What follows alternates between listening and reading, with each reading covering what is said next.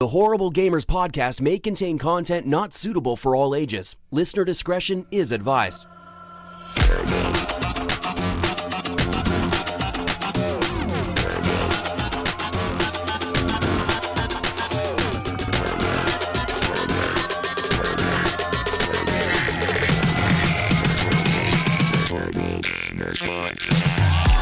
Welcome, ladies and gentlemen, to Horrible Gamers Podcast, show number 282, being recorded on November the 9th, 2019. I'm one of your hosts, Jesus, also known as JesusWalksAlot. Today, I'm joined by my friend from Little Ohio, The Mayo. Welcome back, Mayo. Welcome. Hey, thanks for having me. I get to go first today. I'm like the first guy mentioned today. Without that Gunny guy around, I get to jump up a spot. That's right. Fuck that Gunny guy. And our special guest today from the Mile High City in Colorado, Native Lives Matters. Welcome. Woo. What's going on, guys? Thanks for having me. Oh, thank you for coming on. Yeah, welcome. Yes, glad to have you. You're supposed to keep talking, Native. Oh, sorry. Yeah. Anyways, people, I'm you can excited. follow us on Twitter at _HorribleGamers. Leave us a review on iTunes, thumbs up on Stitcher, thumbs up on Google Podcast Play, 5 stars, all that good shit. You know how to review us. Leave us reviews. You can also review us on our Facebook page, Horrible Gamers Podcast. That is our page. You can leave a review there as well. And in that page, you can head on over and find the link to the closed group. That is Horrible Gamers Podcast Community. That is a closed group on Facebook. So that means anything you post in that group is not visible by people that are not part of the group. And finally, you can support us with the monies over at Patreon at patreon.com/horriblegamers. Support us like Adam Sunday, Alan Maybe H, Bill Garner II, Brandon Willier, Brian Capessa, our newest Patreon, Chad, The Commandalorian, David Snyder, Evan Tanaka, Henley M, Jesse Kraft, John Jerome, Jonathan D. Hall, Jonathan Arcelo, M. Polo, Mechmod, Pork Chop Poo, Robbie Wheat, The Mayo, Subater, and Vaderholic. Thank you guys for being Patreons. Fuck yeah. Yeah. Yeah. Thank you. Thank you all. And you can head on over to Stitcher, stitcher.com/premium to sign up for a premium account on Stitcher. That's right. With this premium account, you're going to get access to ad-free listening, as well as premium podcasts exclusive to Stitcher, and much more. To get a free month of Stitcher Premium, just head on over to stitcher.com/premium to sign up. Use promo code HorribleGamers during sign up and receive a free month of Stitcher Premium. No commitment necessary. You get a free month of Stitcher Premium. So head on over to stitcher.com/premium and sign up right now. Promo code HorribleGamers. If you'd like to rock HGP gear, you can get more gear over at Redbubble. At redbubble.com, you can search for the Horrible Gamers. You can click on our link store to, you just click on it. You click on the link to the store, to our store, and you can purchase stuff. That's right. You can purchase anything from a t-shirt to a mug to a clock to a block to a sock. Coasters, posters. Well, we're all writing things over here. If I can make it, I gotta make this a Dr. Seuss rhyme. Anyways, you can head on over there to buy some stuff. I mean, that mug looks pretty sick. You see Gunny's mug the other day, Mayo? You see that mug? I did. I was awfully jealous. That's and I'm a not a coffee big-ass drinker, but I mug. need an HGP mug to put on some HGP coasters at my PC. Yeah, that was a very nice big mug. Big mug, the biggest mug, the best mug. It just looked beautiful. And I was like, wow. I was jelly as fuck too. You know what? If you are a boomer and you need a mug to drink your coffee to show off to the other boomers, just use one of our mugs. Go ahead and buy one. Just go buy one over at Redbubble and support the show. And finally, our intro song is done by Fowler and Twistics. It is called The Breakout. Our outro song is done by Broke for Free. It is called Night Owl.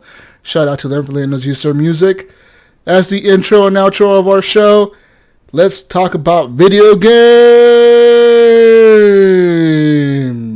Yeah, there have been a few good ones that come out this week. Or at least a good one, right?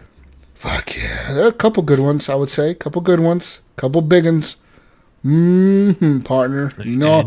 Add to that November playlist. That's right. That's right. Actually, So many. lots of games came out this week, gentlemen. Lots of games came out this week. And I know the listeners are thinking, fuck, lots of games did come out this week. Which one do I buy? Well, unfortunately, I will tell you right now that I have not played Need for Speed. And I don't know if either of you have. So, I haven't. No. we will not be discussing Need for Speed this week, but I do plan on playing that game. Hopefully by next week I'll give you some impressions of it. I kind of want to get to it. I hear good things about it. But I'll give you my impressions of it hopefully by next week. At the latest, the week after that, with some Star Wars talk in there as well. Man, too many games this month. Fucking crazy. But this week I started off, of course, playing some more Call of Duty Modern Warfare. And I finally reached that coveted level 55. Oh man. So look forward to it. Level 55, Jesus.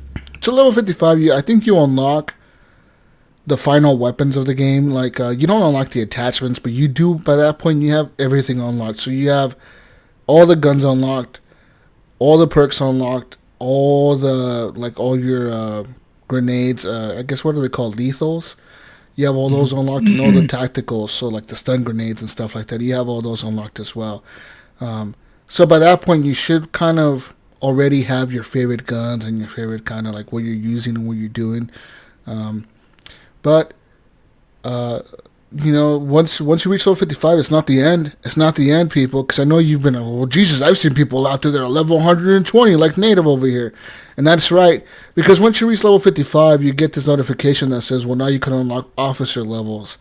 And it doesn't really tell you what officer levels are. They're part of like this, what do they call it? The season pass? The season or something like that? Isn't it a season? Don't they go by seasons or something?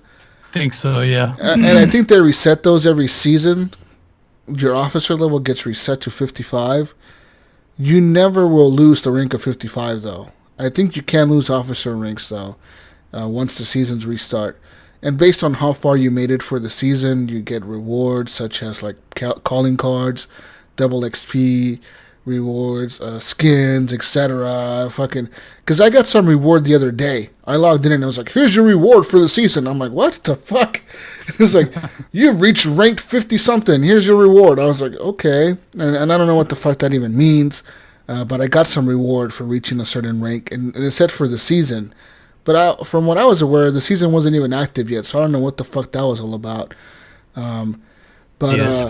Too. Yeah, it was weird. But anyways, I'm playing lots of Call of Duty. Doing pretty fucking good at that game, man. I gotta admit, I'm one of the better players out there. One of the better players out there. Oh, he's their killer. No, I gotta admit it, man. I'm in the top 10% in the whole world, Mayo. How fucking dare you? You fucking peasants. You carried me quite well this weekend. You fucking peasants are not on the top 10% like me, you motherfuckers. No, but actually I am, because I actually looked at my, I was looking at my score, because you go into barracks and you can like compare your score to all your friends on your friends list, all your Battle.net friends, all your Xbox friends, etc. So I compared myself to everybody, all my friends, and I was number one on the list, in terms of kills and shit. And then I compared myself to the world, and it was like, you're in the top 9%, Jesus. Holy crap. Is that like KD, or is that just like, how is that figured? I think that was based on KD, I think, or like kills or something, like kills and score per minute. It does that, score per minute and kills. So okay. I'm up there pretty high up. I know I definitely am not up there anymore, because I haven't played much this week, so I know I'm not up there still. You know what I mean? Yeah, what kind of guns do you like? Like, so far, I'm still unlocking guns, and I keep finding myself stuck. I'm staying with the same guns. I'm going, I like these guns because I have scopes and I have attachments for them. That's the thing. That way, you don't want to play a match. You don't want to switch guns because you don't have attachments for them, and I get that. My favorite gun is the M4, and that's the gun that I'll keep using until the end of time, I think. I'm level 68 with that gun. My gun is level 68 in my loadout. So I think level 70 is the maximum on the guns. So I pretty much have everything unlocked for my M4. That means like I have like all the scopes. I have all the perks. I've had all the perks for a while now. I even have like these special bullets. I think one of my magazines, I could switch them out, and it switches the bullets to 9mm bullets from the 5.56. And the 9mm bullets shoot faster. It tells you like on the screen, like if you equip this magazine, your bullets will shoot faster, but like your gun has higher recoil and no, it has lower recoil. It shoots faster, but it does less damage to the enemy. And I noticed that right away, dude, because I was like unloading on some people, and that fucking gun wasn't killing shit in core. I was like, what the fuck? I was getting fucking mad. I was like fucking frustrated. Like, this is bullshit. I was getting fucking pissed because I was straight like, I'm used to unloading like maybe, like I pulled the trigger maybe once or twice to kill somebody with like a regular magazine. And now I was like unloading like half the fucking magazine into somebody, and they weren't dropping, dude. And I was like, this is some fucking bullshit. You pretty much have to unload that whole magazine into somebody to really kill them in core. And hardcore is a little different story, maybe half the magazine, but you still got to unload quite a bit of bullets into somebody to kill them. And my favorite mode is hardcore, so I tend to play that. So I wasn't having a fun time with those bullets. I ended up switching out to the regular magazine. And then there's another unlock you get for the bullets in the M4 is you get these higher caliber bullets. I forget what caliber they are, but they're just a higher grain or whatever, like a heavier grain of bullet. And it says like these bullets are more powerful than your standard bullets, but the trade-off here is you're going to get less bullets in the magazine. So when you load a magazine of these bullets, you only have 10 bullets in the magazine. And I kind of like that. There's only been a few times where I regretted doing that. The reason I don't mind it in Team Deathmatch, because Team Deathmatch is usually you run into somebody, you kill them, and you reload. You're always reloading, right? You're always doing the reload, so it doesn't really matter. In the mode that I had a problem with it, though, was, I think it was Headquarters. We were playing the other day, we were playing Headquarters with like a bunch of people, right? And in Headquarters, the problem is that like you're always having people rushing you. So sometimes 2 or 3 people run at you at the same time. And if you only have 10 bullets in your magazine, you're going to shoot them all. You're going to die because you don't have time to reload to kill the next guy. You know what I mean? So that kind of was happening to me in that mode. But otherwise, in standard team deathmatch, especially in core, I highly recommend using that magazine with the high caliber rounds. Because in the hardcore, like in core mode, I think like 2 or 3 bullets kill somebody right away. Like it's just like and they're done. They're fucking dead. So I highly suggest you use that bullet or whatever the fuck, that magazine attachment for your gun on the M4. High velocity or something. Yeah, it's called high velocity bullets or something like that. Or something like that. But they work really fucking good. Yeah. Heck yeah, I'll have to try it. But yeah, that's my favorite gun mail, the M4. Other than that, I use the M19 a lot as a pistol. I do have other unlocks for other guns. In hardcore, the good thing about hardcore is usually all the guns kill pretty evenly. It doesn't take many bullets to kill somebody. That's why I like hardcore. In core, it's a whole different story. In core, like a fucking submachine gun may not do as much damage. A shotgun, it looks like a sniper rifle. A certain rifle is going to suck because it's only semi-automatic. So I think that you should play hardcore if you want to try out all the weapons and get unlocks for them, because it's the easiest way to get unlocks for your sniper rifles and stuff like that. What about the gunfight mode? I noticed the other night when you and I got together and we did a couple gunfights, and I was getting some XP. Like, yeah, we were doing the guess. But I got a couple of scopes for the weapons it was forcing us to use in the gunfight. Yeah, because speed 1 and different stuff, whatever. So we got the I'm not a fan of the gunfight. I kind of just hate that mode. I honestly do. I think it's a shitty mode. That 2v2 super fast paced, run at me and I run at you, kill each other.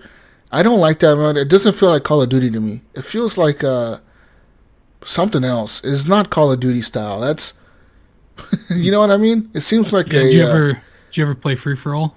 Yes, it doesn't feel like that either. It feels to me like a Rainbow Six Siege type mode, like a tactical shooter type mode, like something you see in CS:GO or some shit, where it's like 2v2, run at each other and kill each other. I'm not a big fan of the mode. I get it. It's okay. The only reason I was playing it with you the other day, Mayo, was because I had a challenge I had to do. Just get like 3 wins. Glad I could help. Yeah, I had to get 3 wins, and I was like, fuck, I need somebody to go in here with me and get me 3 wins with me. So we got in there, and we got the 3 wins, and yeah. You noticed that I switched right away after we were done with that. Well, what was funny at that was I was just messing around, and I'm like, I'm just going to tinker around with this mode and just kind of learn the map a little bit. And I'm playing against bots, and I was like, I'm going to put it in hardened to see how hard the bots are in hardened mode, because I went from regular to hardened. And I killed this bot, and next, the next round starts, and I go through, and I next thing I know, I kill somebody, and I'm pretty sure it said JesusWalksAlot. I'm like, wait a minute, what? And I killed the other bot, and the round started, and sure enough, Jesus had jumped in my game. I didn't know it, so it was like a 2v1, really? But he come rush me on the one side, and I just had this was unexpected or whatever, but so I got a lucky kill in there, right? So then I killed the bot. I'm like, this is weird. So I hit tab, and the next thing I know, he's on my side. So then we were doing 2v1 with a bot, and we were just mopping up. And he's like, this mode is so dumb, it's so easy. And the next thing you know, did we continue on after that, or is that when you left and then we got back together and did a couple online matches? That's when we did those online matches. We ended up fighting the same guys twice. Yeah, the first time they beat us. First time they beat us, they didn't beat us badly, but they did fucking beat us. They beat us like 5-3 or something like that, or 6-3, or some shit like that. But it was fucking like, I was like, this is some bullshit. They were just getting really lucky because they were running together. I noticed their strategy was to run together, and it worked for them because we were splitting up. And some teams are good with that. Well, then we go into the matchmaking again, and we run into the same guys. Yeah, and I recognized their gamer tags right away because I was like, these cocksuckers, they fucking beat us last time. So sure enough, we started in the gulag showers, and dude, we tore them up. We fucking destroyed them. I think they didn't win one. Map. They didn't win one round, did they? I think it was 6-1. I think they did get one. We still fucking wrecked them, dude. I would be pissed if I was them, because they were just trying to do the same tactics, but we were just rushing them the whole time, and they didn't even. I don't think they even left their spawn one time. Really? We were just wrecking them, dude. Yeah, it was pretty insane. Whooping. Yeah, thinking about it. With shotgun spawns, so we were like, just push, Yeah. Yeah. Nice. It was pretty wild. But speaking of destroying people, last night I got together with Donald McGilligan, a.k.a. Don, a.k.a. the gfng motherfucker that wanted to challenge me. Because he thought he was really good at COD. And he was like, Jesus, I can take you on. And I was like, okay. And then, so they kept messaging me, because I'm a part of like their Facebook Messenger group or whatever. And they're like, Jesus, get on tonight, get on. And I was like, okay. And then, you know what? I spent time with my daughter. I had a good time. We ate ice cream and we watched Spider-Man, and it was a good time. We went to Panda Express earlier. We had some good food. And I was like, you know what? I need to whoop some ass today. So I messaged him when I got home. I was like, I'll be on in 5 minutes. And sure enough, I got on the game. I started the patch download. I downloaded the patch. I launched the game, and I start streaming right away. And I invite them to join me. And finally, I add him as a friend. It's all on the stream. You can see me adding him as a friend on the stream. I posted the stream on the Facebook group. And we got into a match. At first, they were like, oh, yeah. He was like, I don't care what mode you pick, Jesus. I'll beat you in anything. So I picked those small maps, the 2v2 maps, but it was 1v1. It was me versus Don, and I picked random loadouts. Or no, he didn't want random loadouts. He wanted to use his own loadouts. So I put it to where use your own loadouts. Where he wanted to use his own loadouts, so I obviously equipped my M4, which I told you I've been using this whole fucking time since the game came out. So I'm pretty fucking good with it. And he didn't kill me once in that mode. When that mode started, Alan maybe started crying right away, saying, "Oh Jesus, this isn't fair. This isn't fair." And then Snyder too with this bullshit. "Oh, that isn't fair. You're playing this small map. It's not fair. It's not fair." And I was like, okay. So I told Don, "You want to get your ass whipped in another map?" And he was like, "Yeah. This isn't fair. I wasn't ready for this." And I was like, okay. So I picked a standard map, that fucking Hackney Yard or whatever. That was the map I picked, and I didn't put that any other stipulations. I put team deathmatch on and hardcore, like we didn't have any HUDs on. So sure enough, I beat him pretty badly. That was kind of a slow match too, because it's such a big map and there's only the two of you. Oh yeah, but like, no, that's what they wanted to play. Kill, you know. Yeah, no, that's what they wanted to play. They wanted to play this fucking bullshit ass fucking map that, oh no, Jesus was gonna fucking. So in that map, I won. I think I killed him 9 times. He killed me 3 times, but I still won, obviously. Then he wanted to fight me again, so I legitimately picked a brand new map. A map we both never even played on. Well, I think he played on it once. I've never played on it. It was Shootout, that new map that just came out yesterday. And I pretty much wrecked him again. I beat him 16-3. And yeah, he was pretty pissed off at this point. And he took the loss, though. He was like, okay, Jesus, you deserve that. You won. Fair and square. You beat me, because I beat him 3 times at that point. And then at this point, Jonathan Hall was talking shit in the stream, saying, oh, it doesn't count, it doesn't count. So he wanted to get on and fight us as a team. And so I decided to get my team together, and I grabbed Native, which is on the podcast right now, and Mayo, who's also here. And you guys joined me. And we proceeded to whoop some more ass. You brought in the AC team. You brought in the A team and Native and the C team and Mayo. I mean, so I want to say in one of the matches, we ended up winning 58-33. And my kills were 35 kills, and I died 10 times. And I think their whole team altogether got 33 kills, I think. So I myself got more kills on the entire team they had on their side. And then the second match we played against them, I died 5 times, but I got 24 kills. Oh man! And I think the best person on their team was Snyder. He got 7 kills and died 14 times. So he had a 0.5 KD. And then let's see here. The last match that I have here on my screenshots is. We won 33-24. I ended up getting 23 kills. I died 6 times. And the best person on their team was Don with 13 kills, but he also died 13 times. Oh, and Snyder got the same. He died 11 times, but he got 11 kills. And Penpoint Red, I want to point this out here, Pen. He got 0 kills and died 9 times. What kind of KD is that? Oh man, that's rough. that was quite a spanking. I mean, let's see here. At that point, was he just a cheerleader in the background? I think so. Do you think he was standing in the back there being their cheerleader? Like, get him, guys. All in all, during those 3 matches, Penpoint Red got a total of 7 kills. And I got a total of, let's see here, 35 plus 24, it's 59. 59 plus 23, 79, 82 kills. Holy crap. I got 82 kills. Penpoint Red got 7. And he was talking all this shit the whole time about how he's going to become this fucking Jedi because he's going to Disneyland, and that's pretty cool. He's going to Disneyland this weekend. But he's talking about how he's going to become a Jedi because he's going to do that lightsaber thing where you create your own lightsaber. And I told him, dude, ain't no lightsaber going to save you, man. Ain't nothing going to save you. Nope. Oh, man. Not when you're getting beamed with the M4. Yeah, I mean, I pretty much destroyed them, and they ended up taking the loss. So, yeah, gfng Mayo supposedly beat Mayo. Nipron Mayo supposedly beat Mayo. Yeah.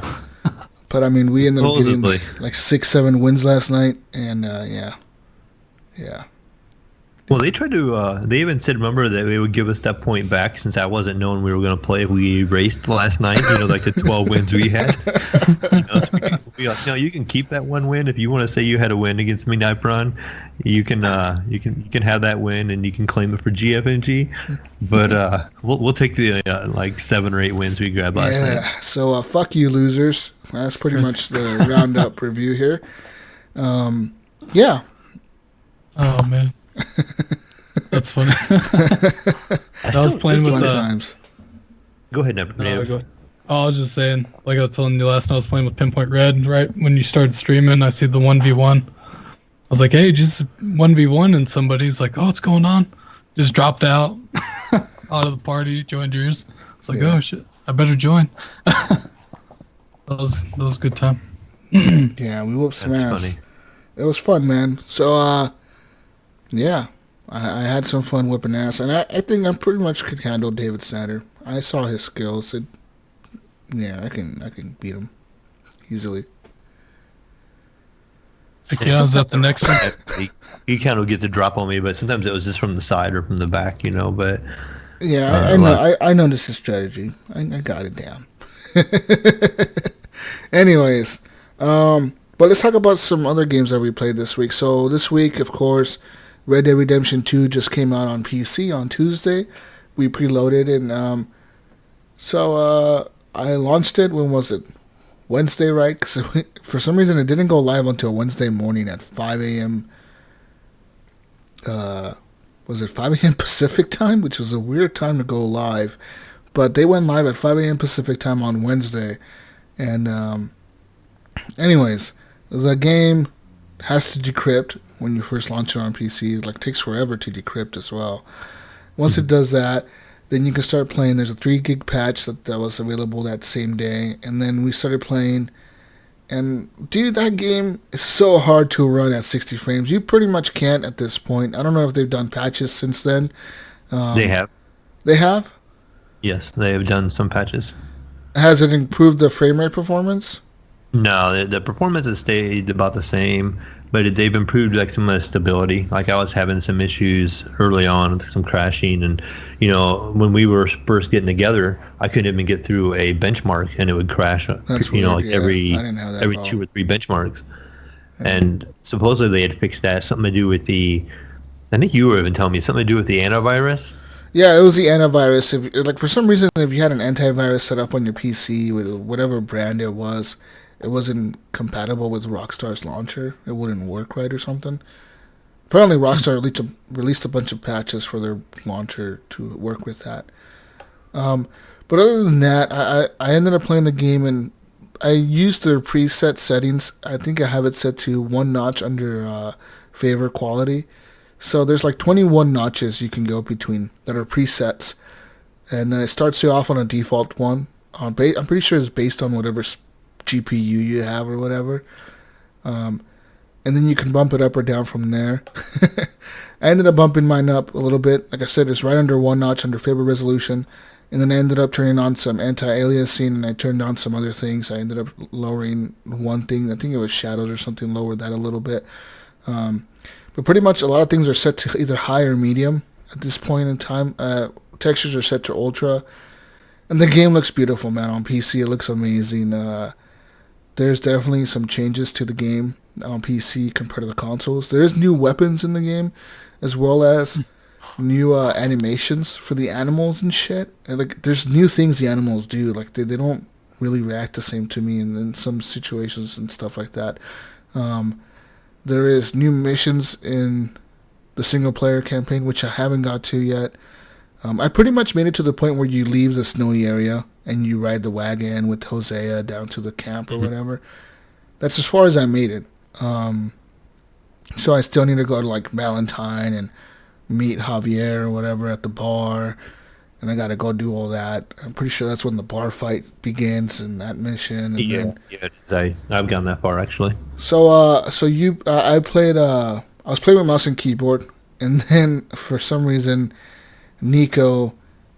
Ghost Nico on the Discord was like, "Oh, you should play with the controller, Jesus." And I was like, "Yeah, you're probably right." So I turned on my controller stupidly, and I started playing with the controller, and I didn't go back to keyboard and mouse. And that's kind of shitty, because I wanted to learn the game on keyboard and mouse. But now I know I won't be able to. Situation with the controller, or do you just think that you're not as good on a keyboard and mouse yet, and that's why you're not enjoying it, or do you just think it's better should I be trying it on a controller? Because I'm the opposite. I'm not as good as on a controller as I am with mouse and keyboard. I think I played so much of it on the controller on the Xbox because I beat it. So I think I just played so much of it on the Xbox. It's exactly the same. So I think it's just second nature. I just know the controls. You know what I mean? Mm-hmm. I already beat it on the Xbox with the controller, so I feel like I already everything was just natural. Like it's like, oh, I've been here before.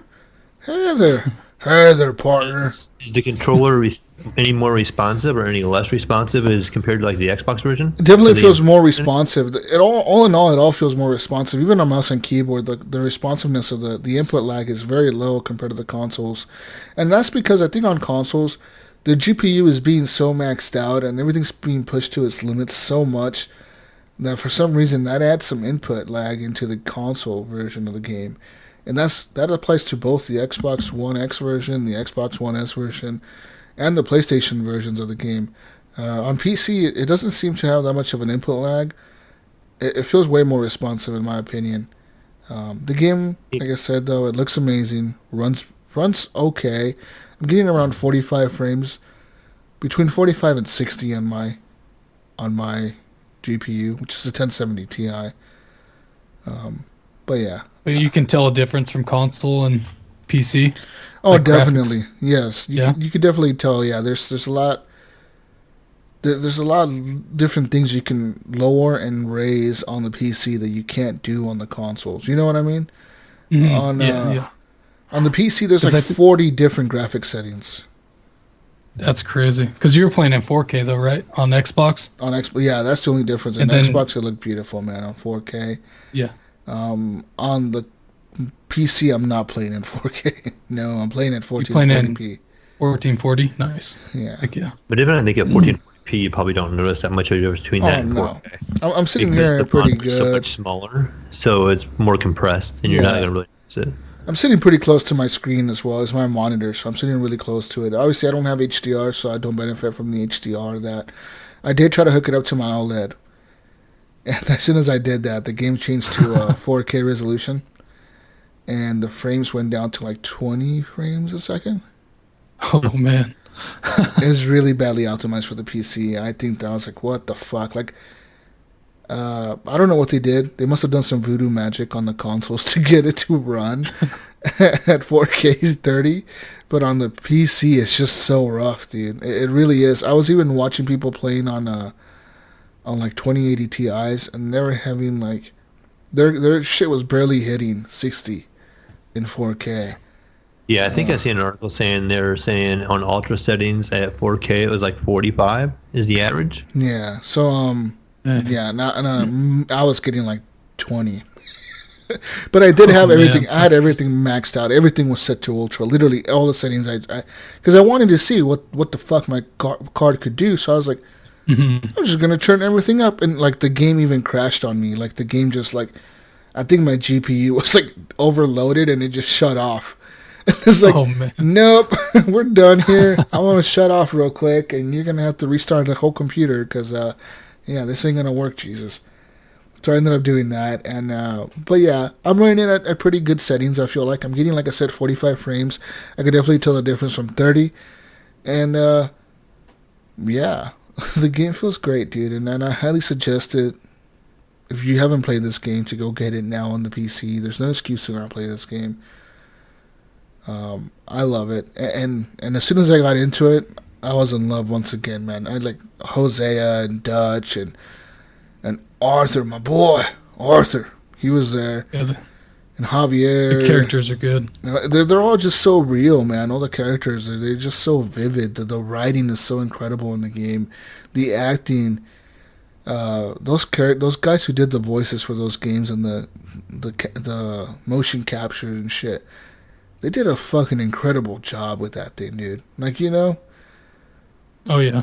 It's just I incredible. enjoyed what I played of it. Yeah, it's a good game. So, but yeah, now I'm in the first camp near Valentine. Everyone knows where that's at, 'cause everyone got to that point, I'm pretty sure, in the game.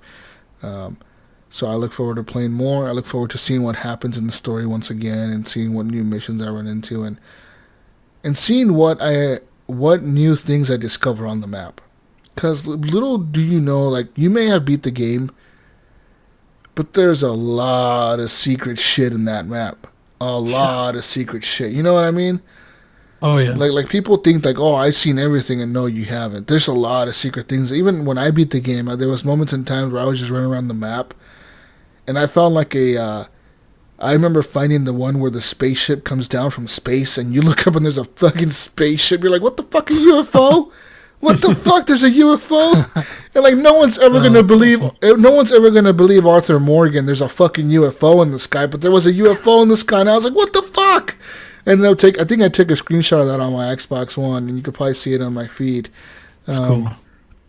But yeah, I remember walking in because it was like an old church, and all these like skeletons were like sitting there, and there's like, and I read like the guy in the front of the church. I read his like paper, like this fucking journal he wrote, and he was talking about the end of the world and how like our fathers are coming down from the skies, and the prophecy's gonna come real. The world is gonna come to an end, and it's like, what the fuck are they talking about? Aliens? And sure enough, as soon as I put that journal away into my book bag or whatever, the satchel that Arthur carries, like, all I see is everything was lit up green, and I look up and there's a fucking UFO on the top of the church, and I was like, whoa! You know, there's a lot of secret shit like that in the game where you don't think it's gonna happen, but then all of a sudden it happens. Yeah, Rockstar is good with that. I mean, yeah, I think GTA 5, there's still people finding like Easter eggs and like crazy stuff like that happening as well, and ghosts, I guess, and all kinds of crap. So there is ghost in Red Dead Redemption 2 as well. There's ghost near Valentine, that first city you kind of the first camp you're at. At nighttime, if it's foggy outside and it's midnight and there's a full moon, you can go to a certain area and you hear like Native Americans like screaming like fucking. Oh really? Like screaming like. It's pretty creepy because you're like, it's in the middle of nowhere and you're like, what the fuck? Yeah. But then then you notice like certain days, you could buy the newspaper from the guy who sells the newspaper in the town. Yeah. If you buy the newspaper and you read it, because there's like full on like stories in those newspapers. There's a story about how people keep complaining about Native Americans screaming at night. They hear them. And you're like, what the fuck? And there's like this story that says like, yeah, during some nights, the people who live in this ranch over here, they say they keep hearing Native Americans screaming outside their doors at night. And it's like, wait a minute, what the fuck? And sure enough, they're talking about the ghost. You don't realize that until you run into the ghost. And it's fucking crazy because like that stuff, you don't pick up on that until you like actually experience the game and you experience both things and you tie two and two together and you're like, whoa, like, they fucking thought of this, you know what I mean? Like, they thought about writing the newspaper. They thought about putting this in the game and putting that in the game. And it's fucking incredible. What do you think of the Red Dead so far, Mayo? I want to hear your impressions. So far, I'm liking it a lot. Early on, I didn't really care for the snow part. I was kind of like ready to be done with the snow. I'm like, just get me out of here. I live in Ohio. I see no snow. I don't want to see anymore. And I couldn't help but think, remember there was a community question about asking us if we ever got cold when we see like cold scenes in video games, and that thought crossed my mind, but no, I wasn't cold at all. So still hasn't crossed my mind at all. But I was kind of like, just get me out of this area. I want to see this stuff thaw out, and I want to see some like vegetation. I kind of want to see what the graphics look like once the snow is gone, because everything looked the same. Early on, I'm like, I want to see this game shine graphically. I hear how great this game looks, and even though I'm running like a medium settings, I'm guessing it's probably higher than what the console setting probably was, so it still looks really, really good on medium even. And then being as demanding as it is, I mean, like, I'm getting with the settings I found off a website, maybe around an average of 60 frames. But that's a little bit lesser settings, I think, than what you had, Jesus. So I do notice some little hiccups here and there graphically. Like some cutscenes will have their coat. They'll have a coat on, and it'll be like a fur type coat, and the textures aren't quite loaded in completely correctly, and it'll take a second to pop in. So I can adjust that a little bit, and I think it's just in the settings. But so far, I looked at the story progress actually when I logged off this morning, and it said I was at 9%. And I'm like, wow, I'm like flying through this already, and I don't think I've done that much. So I know this thing is just going to really open up, though, and take a while. Oh, if no, I want. you're not flying through this. I'm telling you right now. Right. Ain't no And I'm fucking like- flying through Red Dead, man. Well, that's what I was, too. I was like, this Slow is going. 9% already, so obviously there's going to be so much campaign, and it's going to slow down a lot. Well, it's not just that. You're bound to run into tons of side missions. It's just going to happen. It's going to happen. You're going to be, like, strolling through town, and all of a sudden, like, you like, some dude will be fucking thrown out of a store window, and, like, you're like, what the fuck's going on over there? And it'll be some, like, store owner beating up some guy that tried to rob him or something. Like, fuck, get out of my store, you bastard. And then you go talk to the guy, and it's like, yeah, those guys over there, they've been trying to rob us for so many years now or whatever. You should go take care of them. And now you had a mission to go take care of this fucking gang or something. That happens. Yep. I've got to do some of the fun stuff. I've gotten to the town. Is that Valentine? Is that the first town? Is that what you said it was? Yeah, Valentine. Okay, so I've got to mess around with that town a little bit. I did the bar fight scene. That was kind of fun. Nice. Kind of learning the fighting controls and learned how to block. And the guy was like beating the crap out of me outside for a while. And then I was like pinned on the ground, and like you have to hit F on the keyboard to like break loose, And like I was kind of like kicking him and help kneeing him and everything else what I could. And finally, you get on top of him and you just kind of keep punching and you kind of win. And then they do the part where you steal a guy's horse. He like recognizes you, and you like have to chase after him. And so I'm chasing him down. You steal that guy's horse, and so I'm chasing that guy down, and he falls off that ledge. He like falls off his horse, and he falls off a ledge, and he's hanging there. And he's like, help me, mister, help me, mister. And I'm like contemplating, because the way he's talking, he's like, I recognize you guys and this and this. And Arthur's like, well, you didn't recognize us. I just have a familiar looking face, And I'm like, do I kill this guy? No. Yes. Maybe. And the guy's like, I'm slipping, I'm gonna fall. And next thing he falls, and dies. And so like, okay, he's gonna die. I'm problem solved. And he's rolling down the hill. Took care of itself. It was you received a negative point for your rating, or not a rating, but your demeanor or something like that. Yeah. I can't remember what they called it.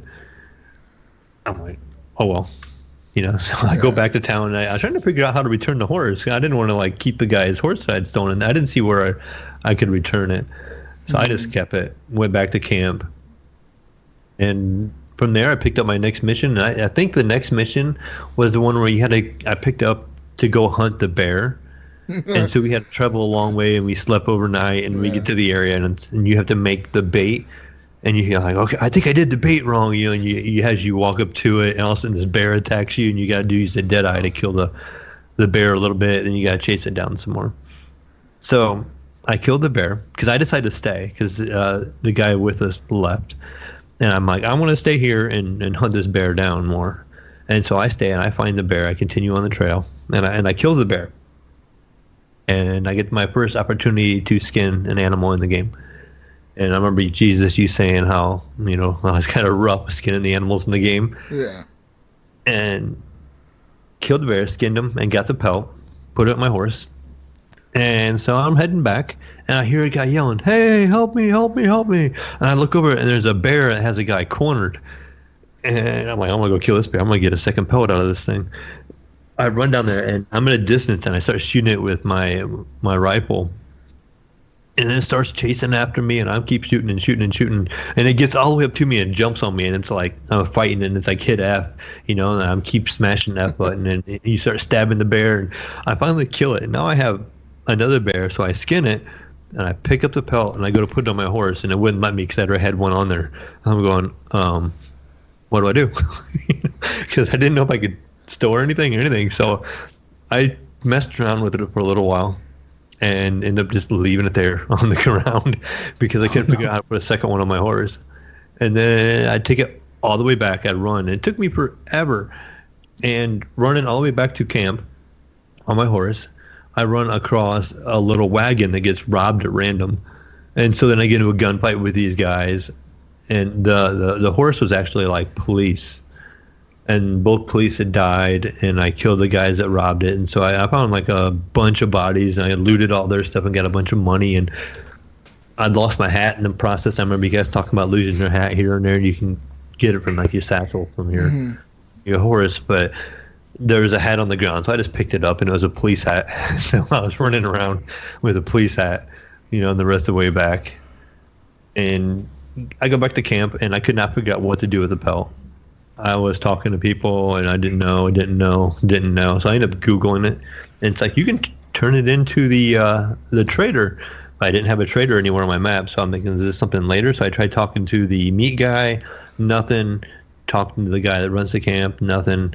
Finally, something triggered somewhere, and it said, this trader is out here. You can exchange your pelt there. Yeah. The trader moves around the map.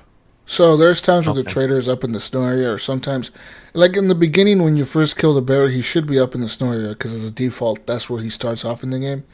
And then later on in the game, because you go down to Saint Denis. I don't know if you've been down there yet, because you can actually just ride down there if you want to.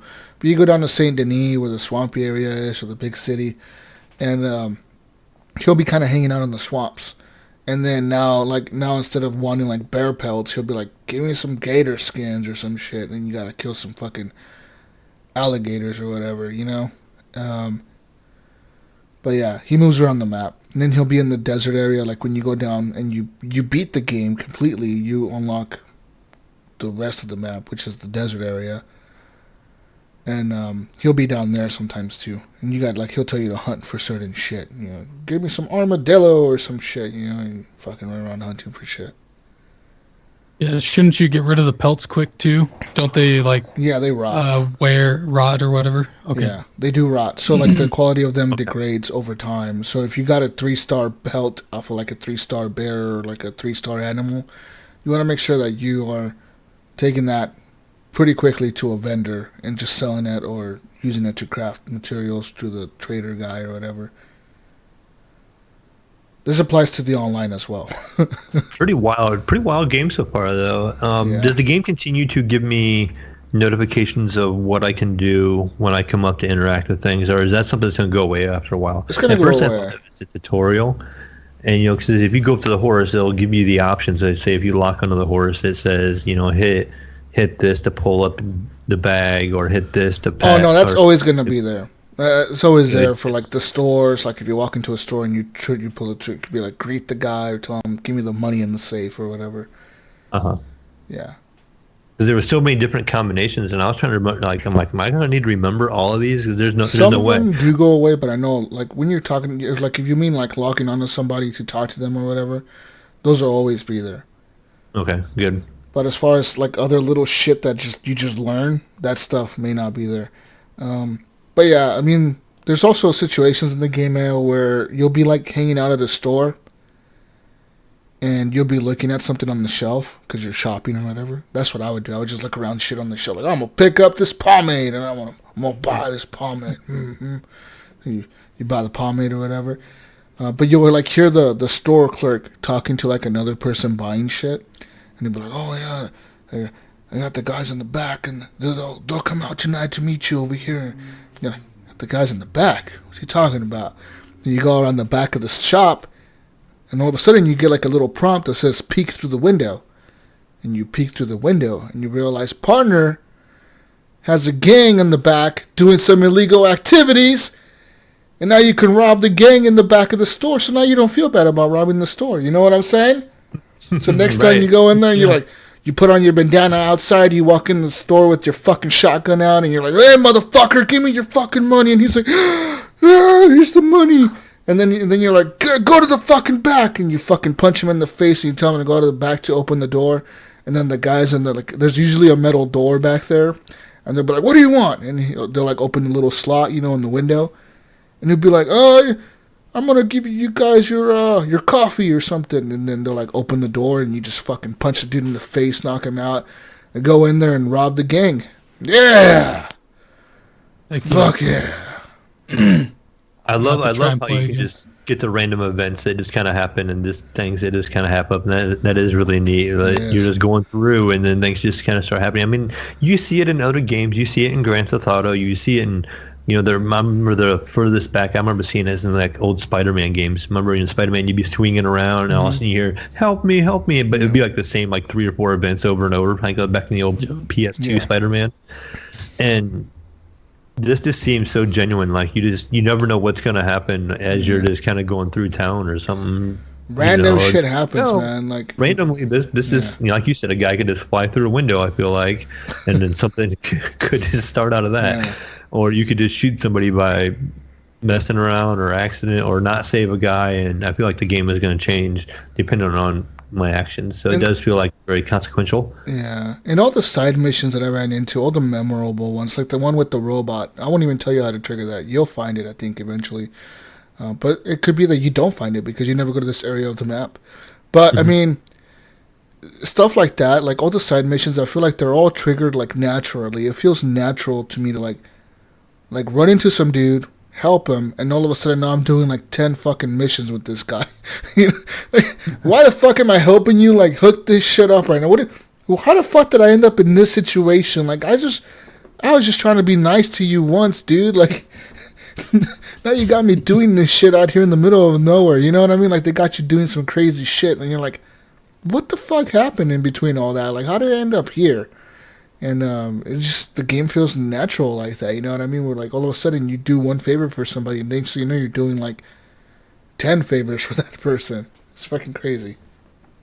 And on the map, too, the legend, like, all your main missions are, like, the yellow circles. It looks like a gold token, kind of, maybe. Mm-hmm. Like, on the map, it'll have, like, somebody's initials on there or something like that. So I'm assuming that's all your main missions, and then everything else you're going to run across is going to be your side missions? Yeah, there's some times where, like, you run into those initials, but they won't be gold, they'll be, like, white. And those means that those are side missions. Or, like, yeah, you can meet a certain character there and, like, talk to that character about something. Because I've had a couple times now where I finished something, and I was, what do I do now? You know, I didn't talk to characters. You gotta pay attention to the dialogue. The game's very heavy on dialogue, so sometimes you gotta pay attention to what the characters say. They'll be like, "Oh, I'm gonna head here now. I'm gonna head over here to meet Hosea, and he said he's over here." So like, you gotta think, okay, where the fuck did he say this guy was at? And you gotta go find that dude, and he'll be like this area where they said he was at or whatever. Because the characters are naturally always just moving around by themselves. They're doing their own fucking thing in the world, it seems like.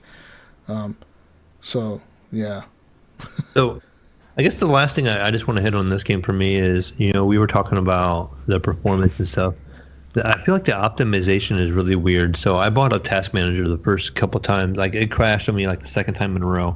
And I haven't had a game really crash that often in a while. Like, I've had a little bit of issues with Modern Warfare, but I felt like I reinstalled the game and put it on a better hard drive, on a faster hard drive, and that actually fixed my loading issues on Modern Warfare. Because I remember when we were having those things where we would jump into a match and my screen would be all blurry and like I would never get out of the vehicle, and almost like it was on a regular hard drive and the textures weren't loading in correctly, and so the game was kind of like locking me out of it. Maybe is my guess. So I put it on a regular SSD, and the game has been fine after that. But for Red Dead, I turned on my task manager and had the performance monitor on. And this game, on the settings I'm at, and I'm getting like 60 frames per second, is only using 30% of my GPU, and it's only using 60% of my CPU. And no matter what I do settings-wise, it's not changing. My frame rate's dropping, but it's still only using 30% of my GPU, like no matter what I change it to. And it also has, you know, just like in Modern Warfare, that little top corner, it shows you how much video RAM it's using. I'm only using like 2 gig of the 8 gig of video RAM my card has. And, you know, I'm wondering why it's not showing up correctly. I wonder if they're doing something different that affects the frame rate, or if it's just that poorly optimized, and we'll get something maybe more steady later. I don't know what's going on with it. Yeah, I don't know. Because mine did the same thing. Mine said it was using 9% of my GPU, and I think that's bullshit. I think maybe Task Manager, it's not, maybe the way they have it in their launcher, it doesn't let the computer Task Manager track correctly what the fuck is happening or something. Because it's fucking weird. Ain't no way that fucking game is using only 9-10% of my GPU to run that shit. No fucking way. You know what I mean? Crazy. It sounds off. Yeah, way off. It sounds like it's off by like maybe 99%, motherfucker. Like, that's way off. You know what I mean? Like, what the fuck? Yeah. So have you guys tried online yet? I have. So I created a character online, and creating the character, it was weird because in the campaign I was getting 45 frames, but as soon as I switched over to multiplayer, I was getting 60, pretty solid, with the same settings. So I don't know. Have they fixed online? Is it better? What do you mean? Is it better? I don't know. They didn't have very many modes. At least last time I played. Well, they've added all the modes they have on the consoles to the PC as well. So you have the bounty hunter. So there's now you can pay to get a license to do 3 different things in the game. Okay. I don't have to pay because I got the gold bars because I'm part of the Rockstar or whatever the fuck, and then I pre-ordered the game and all that. They gave me free gold for pre-ordering and all that. Okay. But if you don't pre-order, I'm assuming if you just buy it now, you're going to have to pay for this gold stuff or earn the gold in game by doing missions and shit. But 8 gold bars is what it costs to start a license on a certain thing. There's 3 different kinds. There's Hunter, I think that's what he's called. There's a treasure hunter guy as well. There's a hunter. The hunter is like an animal hunter. There's a treasure hunter that hunts for treasure. And there's a bounty hunter. The bounty hunter hunts for bounties. So the bounty hunter is pretty cool. You're like a cop, kind of, but not really. You're just a bounty hunter. You're running around the map collecting bounties on people that are wanted, NPCs usually that are wanted, and you take them in, and other bounty hunters can try to fuck you over and kill you and take your shit to turn them in themselves. So that get the reward and everything. That happens sometimes, so you got to be prepared for that. Of course, the hunter, his job is just to track animals and kill them. Like that's all you do. You're out in the wilderness, like hunting for wolves or bears or fucking, I'm going to go kill an otter or something, you know what I mean? Or a beaver or something. So you got to go look where these animals are at, the eagles and shit. I go find me a bald eagle to kill, and you got to go find a fucking eagle to kill or whatever. And so that's what a hunter does. And the treasure hunter looks for the hidden treasures in the map. He gets like special maps or whatever, and you have to like find out where this location is on the map. Like, where is this rock or this train track or whatever? And there's this river. You got to go find those and find gold. You find like money and shit. You can sell gold bars or something, right? Yeah, you find either gold bars or lots of money. Like some trinket you can sell for lots of money, like lots and lots of money. So it's up to you what you want to do. That's kind of neat, though.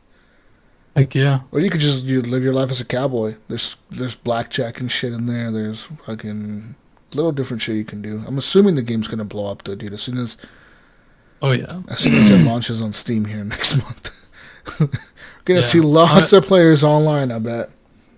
In Rockstar, they'll get it optimized. And I mean, Grand Theft Auto, they're adding content. They're still adding content. All the time, yeah. Yeah. It's crazy.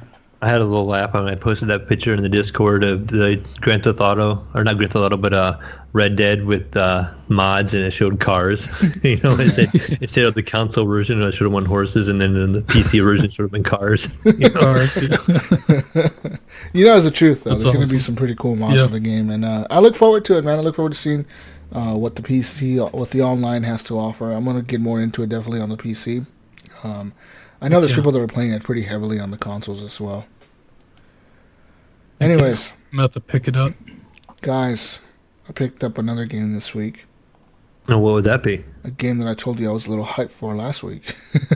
Oh, man. Jesus, I kind of made fun of this game all the way up to this point, and I was kind of not interested.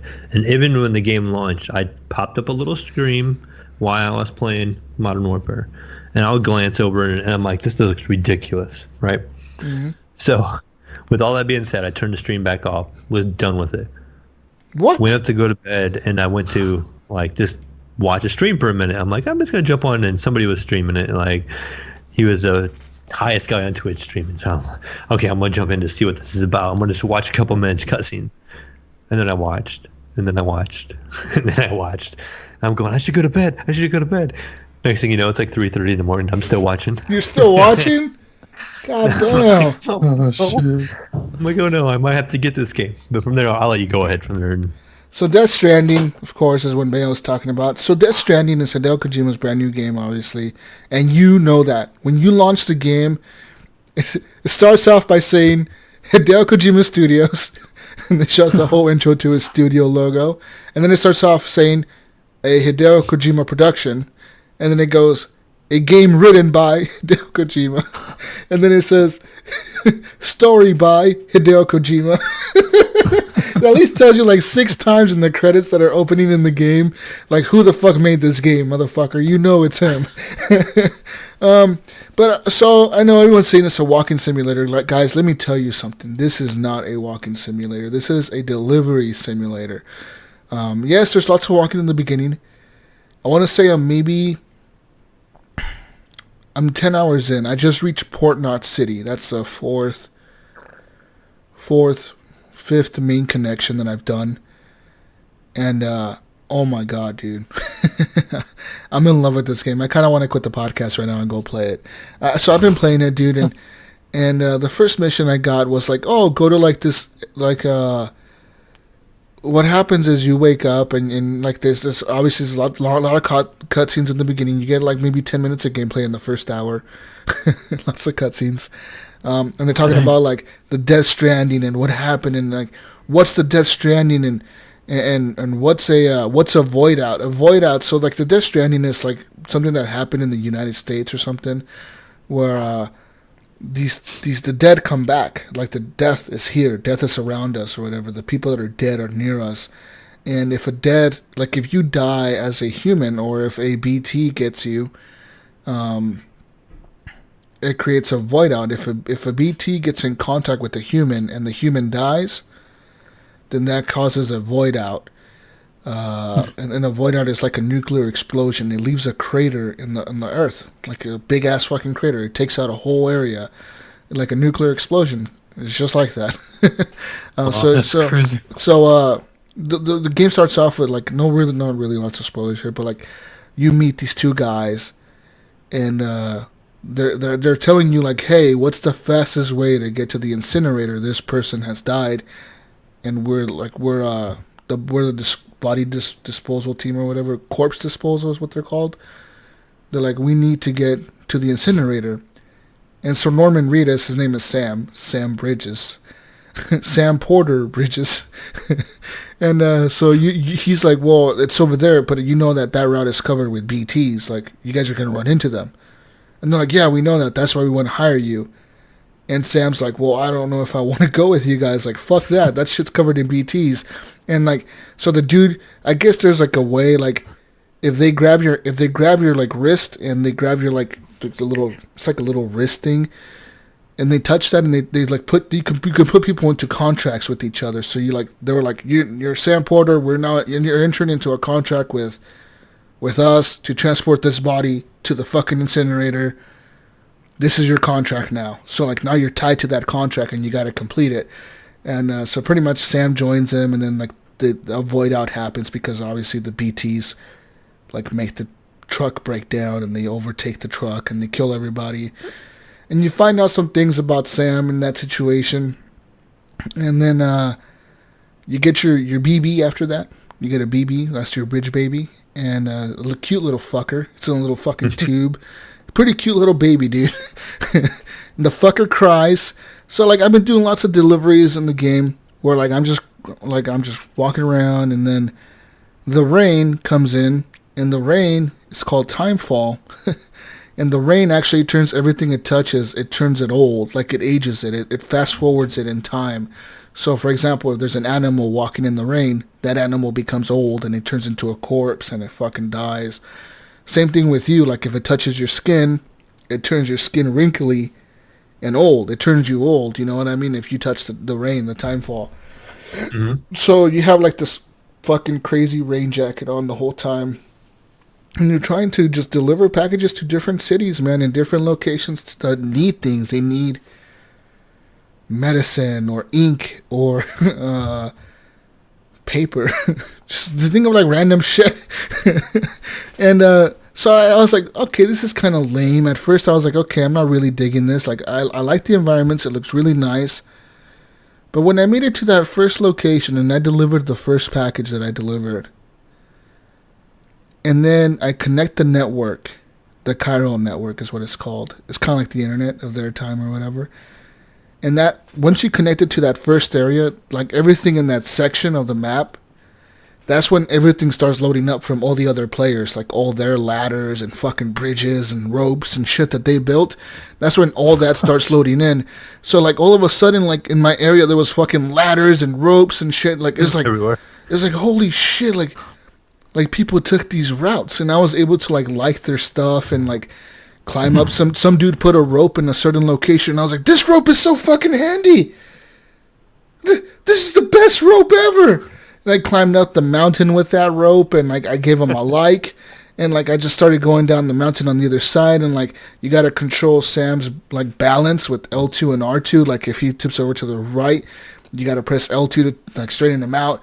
And if you're running down a hill, like you know how characters run. You know how you've run down a mountain, right, guys? Like you like have to like keep your balance, right? So that's the same thing with Sam. He has to keep his balance, and you gotta hold L2 and R2 while you're running, so he doesn't fall over and tip over. I thought it was ridiculous too, because that's the thing that actually stole me when I started watching this. He was messing with the inventory system, and I think it was pretty early on, and he had picked up a package, and you probably, again, this is early on. This is where he gets a ladder. Yeah. And you can put the ladder like in different spots, and it was like all folded up on his backpack, and it was like twice the size of his body on his back. And I'm like, oh, that looks rough. I'm kind of laughing at it. Well, he moves it, and it stuck part of the ladder on each arm and leg, and he had like these squares on his arms and legs, and he looked like a robot. Yeah. He just left them there, and so when he's running, you see these square like objects on his arms. That's how you load it up. You can load it up on your body. So he would find stuff, and it kept adding to his backpack, and it would make it bigger. Bigger and bigger. Yeah, you can walk. So if you're doing a delivery, you can find lost packages, and these lost packages, you can pick them up, and as long as they're under your weight capacity, because there is a limit to how much you can carry. That limit does increase with the higher level you become as a porter. The higher level you get as a delivery guy or whatever, you get increased weight capacity. But in the beginning, you find these packages, and you're like, hey, there's a package here. Like, what the fuck is this? And it says lost package. So the lost package will usually tell you, like, this is a medicine, and it was headed to this city. You can decide to pick that package up, and you can take it yourself to that city. But you don't have to. You can just leave it in a post box. There's usually these post boxes people can build in the middle of nowhere. And in this post box, you can leave an item there and say, like, hey, I found this lost item, but I can't deliver it, so I'm just leaving it here. And if somebody else comes by that post box and they pick up that package and decide to deliver it, then you also get credit for that delivery. So, like, if they deliver it, you get some likes as well. And likes is the currency that this game runs on. Like everything is likes, like thumbs up and shit. Like, hey, thumbs up, you fucking delivered a package. You get 300 thumbs up or whatever, and that increases your rank and your score and your connection with each city. And each city has a connection of 5 stars. So, for example, in one of the cities or one of the locations, they're not necessarily all cities. They're like distribution centers or whatever. Or like it'll be like a power facility, like a power plant or something. You know what I mean? Shit like that. But like if you're delivering stuff to these places, and they all have a 5-star rating. So when you first get there, you obviously have 0 stars. But every time you get to a place, you're usually doing a delivery there first. So you give them whatever you're going to deliver. That'll increase you to like 1 or 2 stars. But the more deliveries you do for them, or the more things you deliver to them, or give to them, or donate to them, or recycle with them, the higher your star rating gets. You can craft different stuff, and they actually teach you how to craft different stuff. So like, for example, this one area that I'm part of, I'm like 5 stars with this one distribution center, and you guys will probably notice it because I built a big ass bridge in front of it that everybody likes. But I built this like bridge in front of it because I had like all these resources in that facility. I had 5 stars with them. They were giving me all these resources and all these like cool things that I could build. So like they gave me the ability to build a bridge. And like there was a big ass river in front of it, and I know everyone has to cross that river to do this mission. So what I did is I built this huge bridge in front of this fucking building, and like every so often when I was playing the game, it would be like, hey, this person liked your bridge. These 10 people liked your bridge, and it would show me their gamer tags on PlayStation. And I was like, that's pretty fucking cool. Like these 10 random fucking people that I'm never gonna talk to like the bridge that I built, you know what I mean? And in like the middle of the bridge, I put a sign, because you can like pull up your binoculars at any time, and you can leave these things called signs. And they're not really signs. It's not like you're pulling out a fucking stick and putting it on the ground and writing a note on there. What you're doing is you leave like a happy face. You can leave like emojis. Or you can leave like a sign that says like BTs are in this area. Or like this is a good area to put a rope in. Or this is a good area to set up a ladder. Or this is like, you can leave different hints for people. But on the middle of my bridge, I put free to use. So like anyone could be free to use my bridge. You know what I mean? I just put free to use right in the middle of my bridge. So every time I walk by that, you can see that. So as you're crossing my bridge, if you're a player, you can see that pops up, and like it's a hologram, and it pops up and it says free to use, and it says JesusWalksAlot on there. And so stuff like that is really cool, man. When you build things and you see people like your stuff, and I've liked other people's stuff. And there was this one really cool like this location that I had to head to. It was up in the mountains. It was really windy, so like my guy was carrying lots of shit. My guy's tipping over, and like there's this one post box, and everyone's gonna see this because everyone has liked this post box. I think it had like 3,000 likes. But I get to the post box, and people have been like going to that post box so often that they upgraded it, and it plays a fucking song. It's like constantly playing this music. So when you walk by, you hear like this fucking music playing. You're like, what the fuck? And like you look over there, and there's like this like loud ass fucking post box that's playing like this loud fucking music or whatever. And you can walk up to it and put stuff in it or take stuff out of it. And it's so fucking good, man. Like the interaction with like the BTs, the BB, how he like shows you where the BTs are with the little flashing little lamp thing. It flashes the closer a BT is to you. You cannot see the BTs, but the BB can, and that's the whole point of the baby is they can see the dead, and you can't, but your connection to them lets you, like, keeps you, it's a warning system or whatever for you, you know, so you can stay alive and not get caught by the BTs. Yeah. Which beacon type. Yeah, and like that little, like the, you know, you see it in the trailers, a little lamp that pops up that looks like a flower that flashes. That thing is kind of showing you the direction where the BTs are. So the way it's facing, that's where the BTs are.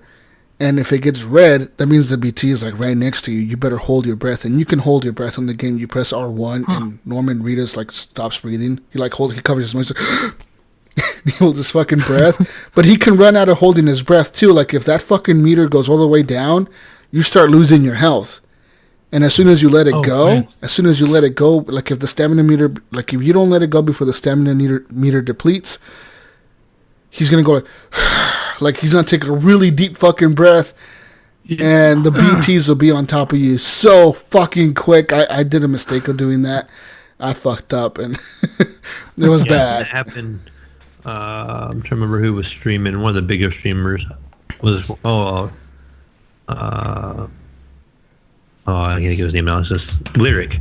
He was streaming it, and that happened to him. Yeah, where he ran out of breath. I was the first couple of missions there. He was trying to work his way back, and the whether they said BTs, were with the shadow things, and they would kind of starting to grab him, and he was holding his breath, and he had went like a wrong way, so he had to circle back through where they were at, and like something happened where all the ground started turning black, and his hands started coming out of the ground trying to like grab him and stuff. And so he got caught. And he was trying to fight, and he ended up getting out of it. He kind of got away, and then you can. So he can get back. But I get to see like how that works. So there's a situation where the BTs grab you, then the whole ground around you turns like into like a black fucking tar thing, like it's like super black, and these fucking hands start coming out of the ground and grabbing at you, and they're trying to pull you down, and you can press square to like hit them off of you. So like Sam is fucking punching him and trying to hit them, and they'll like rip off your fucking gear, like whatever you're carrying on your back, they'll like fucking start ripping it off, and so you're losing your fucking gear, like fuck, I'm losing my gear. The whole point of the game, you're not supposed to damage the shit you're delivering. You're not supposed to break things, right? You're trying to deliver this fucking shit, and they're ripping off your fucking shit, ripping it off of you, and your character's taking damage, and you're trying to punch him. But if you get out of that black tar thing, like if you outrun it and get out of it, then you're good. Then you're no longer in that black tar shit, and the BTs have to kind of find you again. They'll like come looking for you, and that's when you see like the splashes of the black tar thing. You hear like, and that means they're walking, and like they're kind of stomping the ground, and you see like a splash of like the black stuff come out of the ground, and they'll like be walking towards you or around you. That's when you hold your fucking breath, and it's fucking intense, dude. Is that like the footprints too? Yeah, that's the footprint like things. Footprints. Yeah. Anyways, but I found a motorcycle in the game, and I found I was able to build a power generator. I powered it up, and I had my mission. My last mission I did before they did the podcast was to go to Port Knot City. Well, Port Knot City is where like all the ships are. I'm assuming this is where like the game kind of opens up even more, but I don't really know yet because I haven't gone past it. But my goal was to get to Port Knot City and deliver like these 4 different packages. There's like a weight to them, so I stacked them on my bicycle, like this motorcycle that I got. I stacked them on my bike. I sprayed everything down with this chemical. Like there's a chemical that you can spray the packages with that kind of restores them. Like if they take damage from the timefall, like I said, the rain turns everything old, right? So if your packages are getting rained on, they're getting rusted out and shit. So you can spray this chemical on them to like restore them back to 100%. So I did that to my packages. And I got on my motorcycle and I took off. And I'm riding my bike, all cool, right? The music starts playing, you know, like, because every so often, like some pretty cool music will start playing in the game. And it's all licensed, real, like, bands and shit. Good stuff. I really enjoyed that, actually. Hideo Kojima licensed these bands, and, like, it's really good music. And, like, all of a sudden, like, it'll start playing, and you're like, oh, fuck yeah, it's a happy time. Yeah, it's actually on Spotify. I actually you found it? Searched on Spotify, and they have an official soundtrack. So I had to travel yesterday, so I actually downloaded it and was listening to it on the car. You were living Death Stranding. And the funny thing is, too, is when I was watching Lyric, I actually happened to watch it in my living room. And my youngest daughter walks in, and this is the part around the BTs after the you take this cargo to the incinerator. Yeah. And my daughter likes watching. She's like, "What is this game?" And I kind of told her it's like this new game out, you know. And she's like, "Do we have it?" I'm like, "No, we don't have it. It's a PlayStation game." And next thing I know, she's plopping down on the couch and putting her feet up, and she was watching it with me for like a half hour. And that's interesting. In the car, right on the way there, I was taking them to drop the kids off up north, and I'm like, "You really liked that game, didn't you?" And she was, "Yeah, I was getting all into it," she said. And I'm like, it's really good, man. So anyways, right, so I'm riding my bicycle to Port Knot City, right, and me and my BB are chilling, and I'm trying to build a bond with my BB, because, like, you and your BB can build a connection as well, like, the more you, if he, like, sometimes, if you're caught inside the BT zone, right, the little baby starts flashing the lamp or whatever. If there's too many BTs, the baby can get overwhelmed. He, like, stresses out too much or whatever, and he shuts down. If the baby shuts down during the time you're surrounded by BTs, then you're just fucked. Because you can't tell where the BTs are.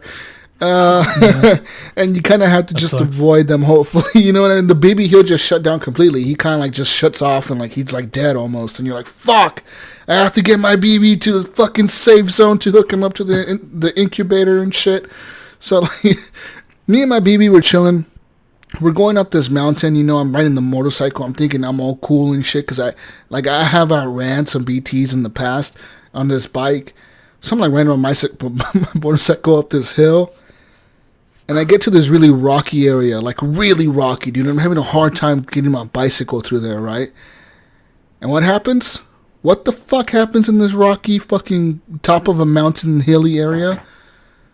BT zone. Boom! Like the whole thing slows down, like time slows down. It starts fucking pouring down rain, and like the little lamp comes up, and it's like the baby's like crying. He's like fucking making noises. I'm like, oh fuck.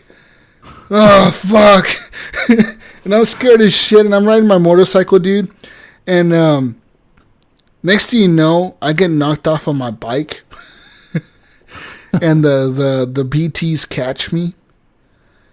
And I don't know how it happened, but I escaped the BTs, like you said, Mayo, where like you cannot run them.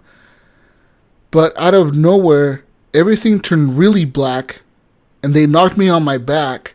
And all my everything fell off my bike, everything fell off my character, I had nothing but the BB on my body. And a fucking dolphin started coming out of the black tar. It looked like a fucking dolphin thing or whatever. It was like a dolphin. I was like, what the fuck is there? Is that a dolphin or a whale? What is that shit? It was like a fish. It was coming out of the BT black tar, and it was coming after me, and I had to outrun. I was running down the hill like full speed trying not to fall over. Oh man! I managed to outrun it, and I went back. I went back and I found all my gear. Everything was fucking trashed. I was so disappointed. I'm like, dude, all my ladders, all my shit's fucked up. What the fuck? But I knew better. Like, now I know in that zone. I think I put a sign up that says BTs in this area. So, like, hopefully no one does the same mistake I did and try to drive a motorcycle through there and just fucking get fucked up by the BTs, man. Right. They fucking destroyed me. I'm surprised they didn't kill me. And they can kill you. So, if you get killed... like people in this game, in this world, if somebody dies and the BTs get to that dead person, it creates a void out. And that can also happen to Sam. If you die in the game, like say you fall off a cliff, you crash your motorcycle, you fly off a cliff, or something, you know, you let go of the rope too early and you fall off the cliff and die. If you do that, the BTs will get to your character and it'll create a void out. So when you come back and you go to that area of the map, you'll see nothing but a crater in that area of the map. It's fucking wild. It's fucking wild. It's something else, dude. So how are the resources in it to build the bridges? They're pretty resourceful. Like they're kind of everywhere. There's these things called Chiral crystals. Chiral crystals are... they're like one of the main components to building the items. And those are kind of the tougher ones to find because those are only found in places where timefall is really prevalent. Like you got to find them in locations where it rains a lot. The problem is where it rains a lot is where the fucking BTs are. So if you want a lot of chiral crystals, if you want those crystals, you got to go into those fucking BT areas and really be sneaky and try to get them. The metals are pretty often found like in lost packages and shit. You can find them around there. A lot of the times, like I said, the locations that you go and deliver items to, they'll give you resources themselves. And the higher you build a connection with them, like I said, the more you like build that 5-star rating with them, the more resources they make available to you. So maybe in the beginning you first get to them, maybe they only have 600 metal to give you.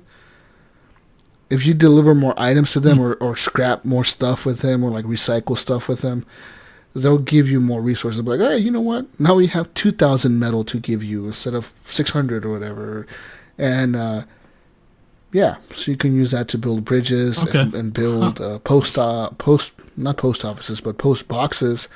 And what else is there? There's post boxes. There's watchtowers you can build that people can use. That they can like, it's kind of like a watchtower. They can see far away around the map and look at things. And there's bridges. I'm right into that. Oh, there's generators, power generators. Those will charge up your bike and your car. Like if you have a truck, they'll charge those up because those run off a battery. Electric. Oh, nice. Yeah, very very hybrid, futuristic cars. Yeah. What else? Just the game is nuts, dude. It is amazing though. Like I'm kind of drawn to it. Like something makes me just feel like I want to play this game, even though. Mayo, I'm telling you, dude, this is something like I've never played in the past. Literally, like say what you will, like it's a walking simulator, but it's not a walking simulator. There's a story there. It's a lot of walking, but there's so much to it. It's really weird. It's hard to describe. There's a story there that you're experiencing at the same time, like with all the cutscenes and like. Every time you go, like every place that you go to, there's a safe room, right? That Sam Porter can sleep in. You can go down there and like your character will fall asleep and he'll wake up in the morning. And every time you piss and every time you shit and every time you shower, the people in the game, the people back at base, they create these like weapons for you that you can use against the BTs, like kind of grenades. Like one of them is like a poop grenade, one of them is like a piss grenade, one's like a shower water grenade. It's because you are a special type of person. You are a repatriate. And a repatriate is a type of person that can come back to life if certain things happen to them. And also, you are a doom. You have a person that has doom. And a person that has doom is a person that can sense BTs or see them. Depending on what level of doom you have, you can either see them or you can sense them with your blood. Which is why your blood can hurt them as well. The BBs... The BBs can see the BTs straight up. That's why they connect the BTs to the porters, the people that are delivering shit, because they helps them keep them alive and deliver shit to other cities, because that's the only way America's still alive. You know what I mean? And they're connecting them to the internet because the internet helps them, like, it helps people get information across or whatever the fuck. It is fucking insane. But anyways, every time you go to these safe rooms, you put up your BB, you put them on the wall, like in this incubator type thing.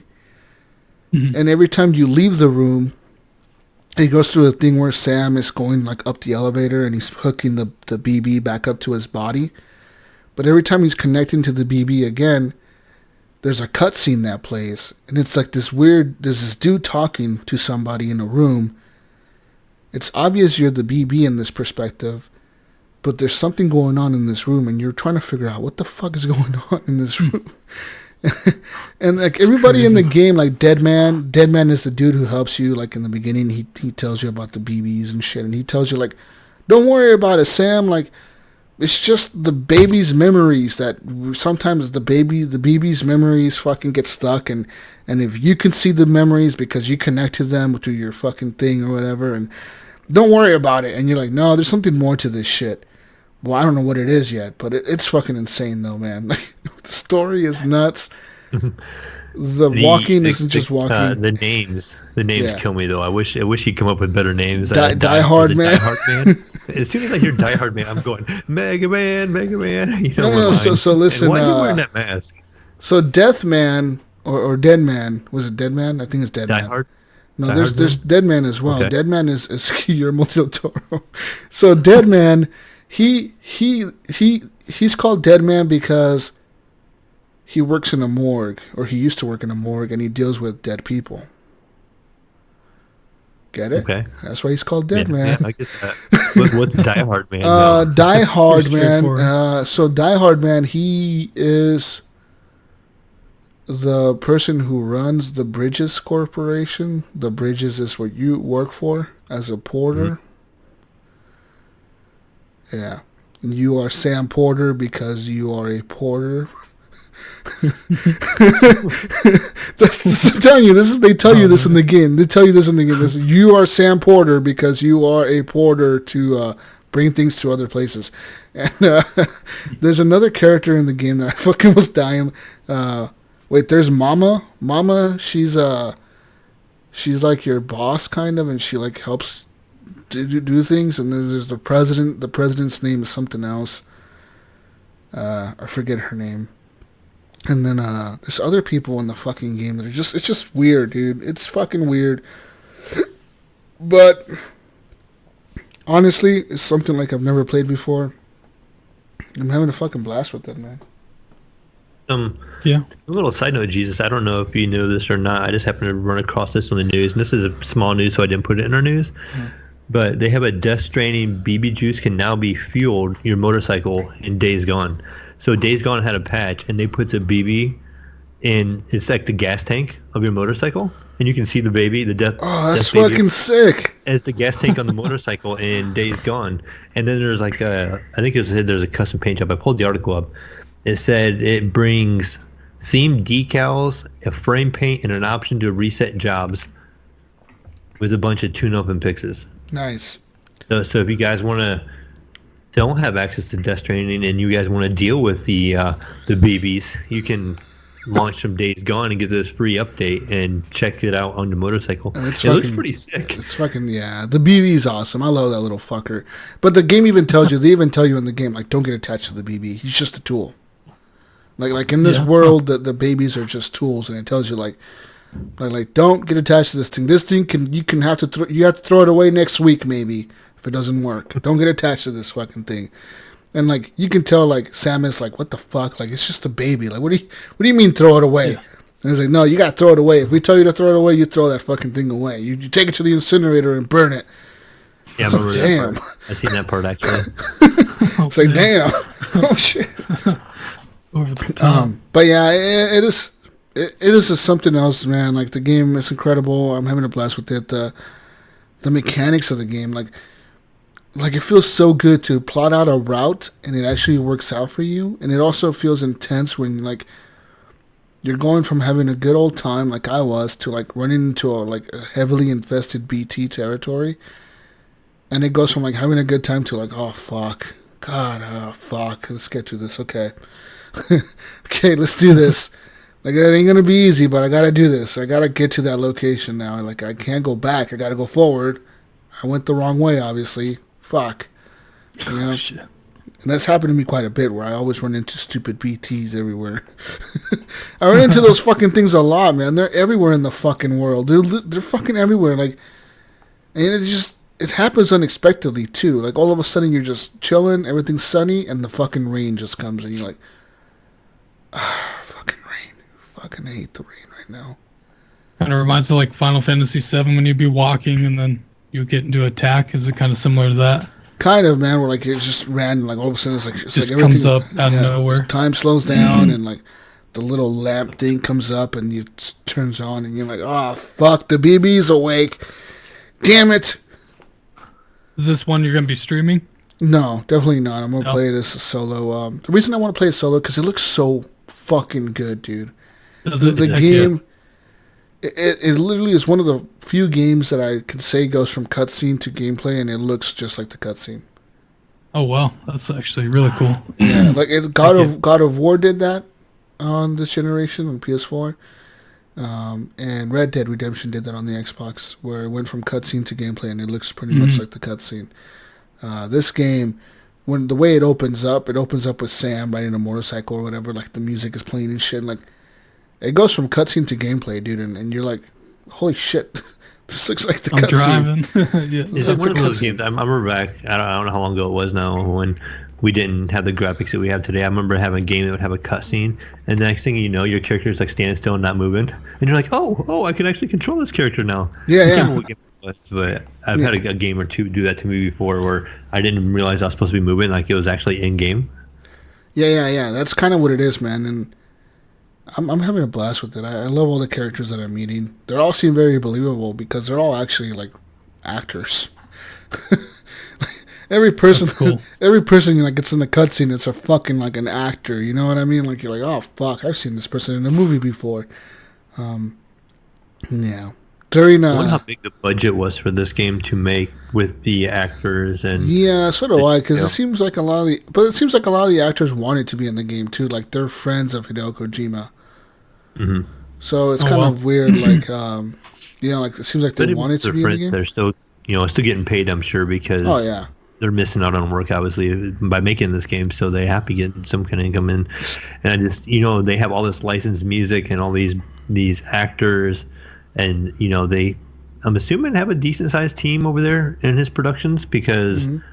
It looks great, and that would have took some time to develop all that stuff. It's not like they're reusing a bunch of assets and stuff, and so they were making a lot of game, so... You could tell they probably made an engine for that terrain, because that fucking terrain, man, it looks good, and it's fucking pretty realistic. Like, the rocks are falling off the fucking... As you're walking up a hill, you see the rocks falling off the feet. Your boots will wear out. You have to craft boots, and you got to carry... I usually carry an extra pair of boots with me. Oh well, that's cool. Because your boots will wear out, and if your boots wear out, then he'll lose grip more, like when he's going up hills and shit, and he can fall over easy. And if you're barefoot, you're fucked. He's not going to be able to walk barefoot. Come on now. Yeah, it's crazy. That's cool though that they put that kind of, I don't know. If you walk into a river in the game. If you drive your motorcycle into a river, the battery depletes faster. Also, same with your gear. If you're walking through a river, you can fall over and your gear gets swept away. You want to make sure you don't walk into a deep section of the river because you just fall over and die, get swept away and die. Jeez.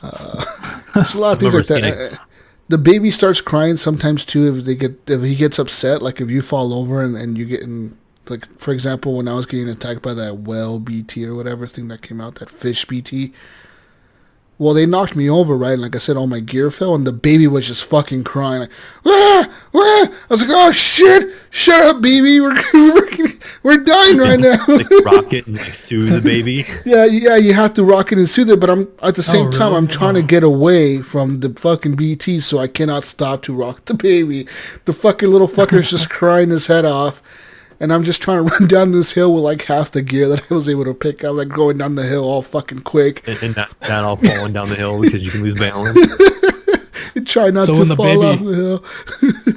When the baby cries, does the screen shake or anything? Or no, it's pretty cool. Like you can set it to come out of your speakers or out of your controller. So I have it set coming out of my controller. So when the baby cries, it's coming to the controller. Oh, wow. Like, oh, shit. You're like, oh, fuck, he's crying, motherfucker. Yeah, that's cool. And you got to pull up, like, you got to press L1 and press down on the D-pad, and then he pulls up the BB, like, he, like, looks at him, and then you have to move the controller up and down to rock the BB to make sure he stops crying. So you got to sit there and rock your fucking controller so he stops fucking crying. They put a lot into this game. It's a lot of like. I can imagine me playing this. My wife be like, "What are you doing?" As I'm sitting there rocking a PlayStation controller. Don't mind me. Man, the game it's fucking awesome though. Like you're right, Mayo. There's something about it that like everything that like I'm talking about. It sounds fucking stupid as shit, but it works. It fucking works. He pulled it off. I don't know how. I don't know what it is about the game, but I'm fucking in love with it, and I want to play more of it.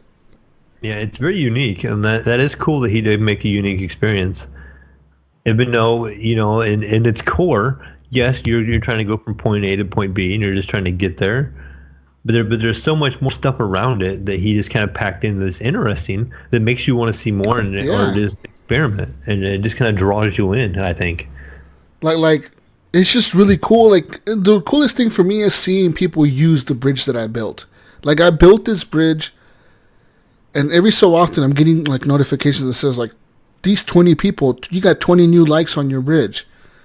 That means 20 new people playing the game ran across my bridge at some point and was like, hey, I like this bridge. This is a pretty cool bridge. So hit a like. You know what I mean? And it's like, to me, that's pretty fucking cool to know that I built that bridge and, like, people are fucking using that bridge. I fucking built it, goddammit. You know what I mean? Like, I literally took a long time and effort to build that bridge, Mayo. You don't understand. I had to find the location to put the bridge. You put down the foundation, right? And then I went back, all the way back to the base to get, like, 800 medals out of the safe or whatever. I got 800 medals from the fucking place. My guy, fucking Sam, could barely carry them. I had to drop off some of my other, like, cargo that I was, the actual mission cargo. I had to drop it off and leave it inside the base. And then I ran over there with, like, half of my cargo, finished building the bridge, and then I ran all the way back to pick up my cargo to continue my delivery. And I actually got likes for that. And I'm like, fuck yeah. Like it pays off. With all that work you did in that bridge, how many people do you think went halfway across and stopped and peed off the side? I don't know. I did. I seen that on like 3 streams that I watched. Every guy was like, I wonder if I can pee off the side of this ladder, because he was crossing a ladder, and it showed like this little stream, and it was arcing like above the guy's head, the character's head. Yeah, you can pee everywhere. Have you had mushroom yet? Because I did watch one stream, and the guy was peeing, and a big mushroom popped up, and he was like, "Whoa, what is this?" But he didn't interact with it at all, so I didn't know what it would do. He didn't believe in it. Yes, you can get mushrooms. Like I peed on where like the BTs where I fought that stupid fish BT or whatever. Well, once I escaped from it, like all the BTs disappeared from that area or something. Like I'm assuming they all just disappeared because I beat them or something. I went back to that spot and I peed in the middle of it. So I was like, someone's gonna be walking through here, and they're gonna be trying to avoid BTs, and they're gonna see this mushroom, and be like, this guy had the balls to piss in the middle of this area. I'll be like, yeah, motherfuckers. Was it wrong that you don't all have to pee in the same spot? So it's just one time for one person. So I peed, yeah, I peed in this area and a mushroom grew, and like, I don't know, I just kept peeing. Like, I had 1,000, I said like how many milliliters of water I had or whatever, and I had 1,000 or something. So I just kept peeing till I unloaded the whole thing into that little area. And there was a mushroom there, and I was like, oh, I'm going, get back on my bike and continue my journey to Port Knot City. And I left. That's funny. Does it put a tag? You know, like how it tags your equipment that you leave? Does it tag the little mushroom behind you? Like, this is the Jesus Walks Alot Jesus mushroom? Walks Alot mushroom, yes. There you go. Yes. That's hilarious. At least the mushrooms there, yeah. That's incredible. I know that later on in the game there's a road constructor machine that you can build, and it's like a big, like a bricklayer. Like, have you seen a bricklayer machine, like building roads or bricks? It's like that. It's like a paver thing that you can build. It's automated, so I think you can have it build a road from one location to another location, but you got to give it enough resources to be able to make that journey. Like I said, though, not only you, like, if you don't have enough resources to do something, you can start something and leave. And then when somebody else connects that area to the network and they see your thing pop up, they can donate their resources to that. For example, my bridge, so like, if I didn't, like, for example, you know how I told you I set the foundation for my bridge and then I ran all the way back to get more resources to finish building it. Well, if I really wanted to, what I could have done is I could have just said, fuck it, I'm just going to leave the foundation here, and hopefully somebody else gets enough resources to build this fucking thing, you know what I mean? And somebody else could have came along and said, hey, I have enough resources to finish building this bridge, I'll finish building it for Jesus. And they'll finish building it, and me and them will get the credit for the bridge. Same thing with the road builder. I think it's called the road builder, is what it's called, or something like that. So they build roads to different areas, which is interesting. So I look forward to seeing some of those in the future. There's lots of different machines and things you can build, generators, power generators, just different things that I think will help each person in their journey. And like I said, man, it's been pretty cool to see, like, all these bridges and ropes and ladders and shit being left behind, and, you know, all these people leaving things that can be super helpful for everyone, you know what I mean? It's fucking nuts. Like, yeah. Sounds interesting. Having a blast, boys, and I look forward to playing more of it. Honestly, I think it's an incredible fucking game. I know it's not for everybody, but it's also not just a walking simulator, because I'm not walking anymore. I'm driving my motorcycle everywhere. So fuck off with your walking simulator bullshit. Oh, it's just a walking simulator. It's not a walking simulator. Now it's driving simulator. Now it's just a, like, people should not call it a walking simulator. Call it a delivery simulator, if you will, but I've heard that a couple of times, actually, like FedEx simulator, you know. Yeah. FedEx simulator, man. You're the FedEx man. Yeah. I fucking love it, though, man. And Mayo, man, can't wait till it comes to PC, dude. You're gonna have fun with it. I think PC is gonna even be more nuts, because there's gonna be mods for it and shit, and yeah. My my last delivery was a delivery of sperm. I think it was sperm and eggs. That's what it was. Sperm and eggs is what I delivered in my last delivery. Oh, fuck. Yeah, it shows you what Hideo Kojima has in mind there. We're building societies, boys. That's what we're doing. Mm-hmm. I think it's China. All I hear now is trying to add people, you know, add to the China population. You have your social networking system where, you know, in China you got to get such a social networking score to be able to do stuff. Yeah. And you got to get so many likes in this game. That's true. He's influenced by the Chinese. Yeah. I didn't think of that, yeah. But I do think of that when I hear about the likes, you know, in the game. Yeah, there's a like system. Like your BB can give you likes. If he likes you enough, your BB will give you a like. And it's really weird. There's also a thing in the game where, like, if you're just walking, right, and like you're delivering something, you can press the touchpad on the PS4 controller, the little touchpad. You can just click it, and Sam will be like, "Hello, I'm Sam," or "Is anybody out there?" He'll, like, just yell, right, and, like, a lot of times all you hear is just an echo of what you just said. Like, I'm Sam, like an echo, right? But today, I was walking through an area, and I yelled, "I'm Sam!" And somebody said, "I'm Sam too." I was like, "What the fuck?" I was like, "Who said that?" I like had to stop running, and I yelled out like, "Is anybody out there?" And he was like, "Yeah, I'm right here." And I was like, "What the fuck? Who the fuck is out here?" I got creeped out. I don't know what the fuck that was all about, but it was really creepy, dude. Because it was like I never in the past I went to that area plenty of times and I never got a response, right? And now all of a sudden I'm going to this area this one time, and it's like I got a response. It's fucking back, creepy. holy crap!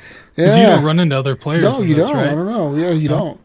So it was really fucking crazy. weird because it was like the person was like, "I'm Sam too," and I was like, "What the fuck? What the fuck was that all about?" And like it was just, and the thing is, one of the because you know how they give you tips on the loading screens. One of the tips was like press the touchpad to talk, like to scream out, like when you're out walking around, and it says you never know when somebody might answer back, and I was like, "Oh, Dang. yeah, that happened to me." It was really creepy though when that happened. I was like, "What the fuck? Oh, that's some shit right there." But yeah, Mayo, you should get it, man. Get it. Go buy a PlayStation 4 Pro. Yeah, I might wait on that, but maybe I'll just get it when it comes out this summer. It is announced for PC though. Yeah, it is. Yes. Yeah. Nice. Yeah. Heck yeah. So, anyways, that's all I played this week, guys. I recommend Death Stranding. I recommend Call of Duty. I recommend Red Dead. All my games are top recommendations. Yeah. That's pretty much all I've been playing too. Besides Red Dead and Modern Warfare, that's pretty much been it for me. I don't think I've launched any other game. Oh, I did play a little bit of Tarkov one night with Big McLarge Huge, and they did their full reset on that game and had like an engine, or not an engine update, but like a graphic update and added a new map. We did run through a couple little runs with that, and man, again, that game is just so tough. The graphics on it are pretty good. It looks kind of like a better looking PUBG, I would call it. But the weapon systems and the inventory management is just unreal. Just so many options to choose from. Trying to figure things out, you got to put each bullet into a clip, and you got to put the clip into your tactical vest, because if you put it in your backpack, you can't just reload while you're on the field. So if you have your gun and your ammo is stored in your backpack, you can't just reload your gun. You have to pull up your inventory and then reload a gun that way. If you have it on your tactical vest, your character can grab it off his vest and instantly reload. So just little things like that, you just kind of have to learn and figure out. And I'm still just trying to get my feet wet in the game, figuring everything out, learning the extraction points, because, again, they don't give you any kind of marker. You just have to know where the extraction is. It tells you closed road by docks. And you just have to know where this road is at. And once you get there, you'll see like a little bit of a green light over the area, and you kind of walk over there and it'll say extraction, and you can leave at that point. Or if you don't want to extract, you can run back out of it and you won't extract. But yeah, figuring it out, it's got a huge learning curve, I feel. Yeah, it sounds hard. Sounds like Death Stranding. But I'm enjoying it. I definitely want to get back to it, but it's just so much stuff to play right now. I'll still give Modern Warfare credit though, because I'm enjoying Red Dead, and I'm still stopping to play Red Dead to play Modern Warfare. So I don't know, because I'm enjoying Modern Warfare a lot. But then I get halfway through Modern Warfare, I'll get a couple hours into it, I jump back to Red Dead. So Red Dead's good. It's sucking up all my time. What about you, Nate? Have you been playing anything else? Call of Duty, of course, and then I jumped in a little bit of Apex yesterday. I played probably like 5 rounds or so. And, how's that going? It's good, man. I think it still feels good. I think they nerfed the charge rifle, but people are still. Last time I played that game, people were just beaming me from like long distances. They were putting a really good scope on it and beaming me from like forever away, and I was so mad. I'm like, this gun is ridiculous. It seems like people are still good with it because you'll still get lasered and knocked quick with them, but That, and then I played not first part, but I played a little bit of the Outer Worlds game, and it was pretty neat. I liked it. Like, I'll probably play some more of it. Yeah, So, that game was good. What's the last thing you remember doing on Outer Worlds? taking over the ship, I think.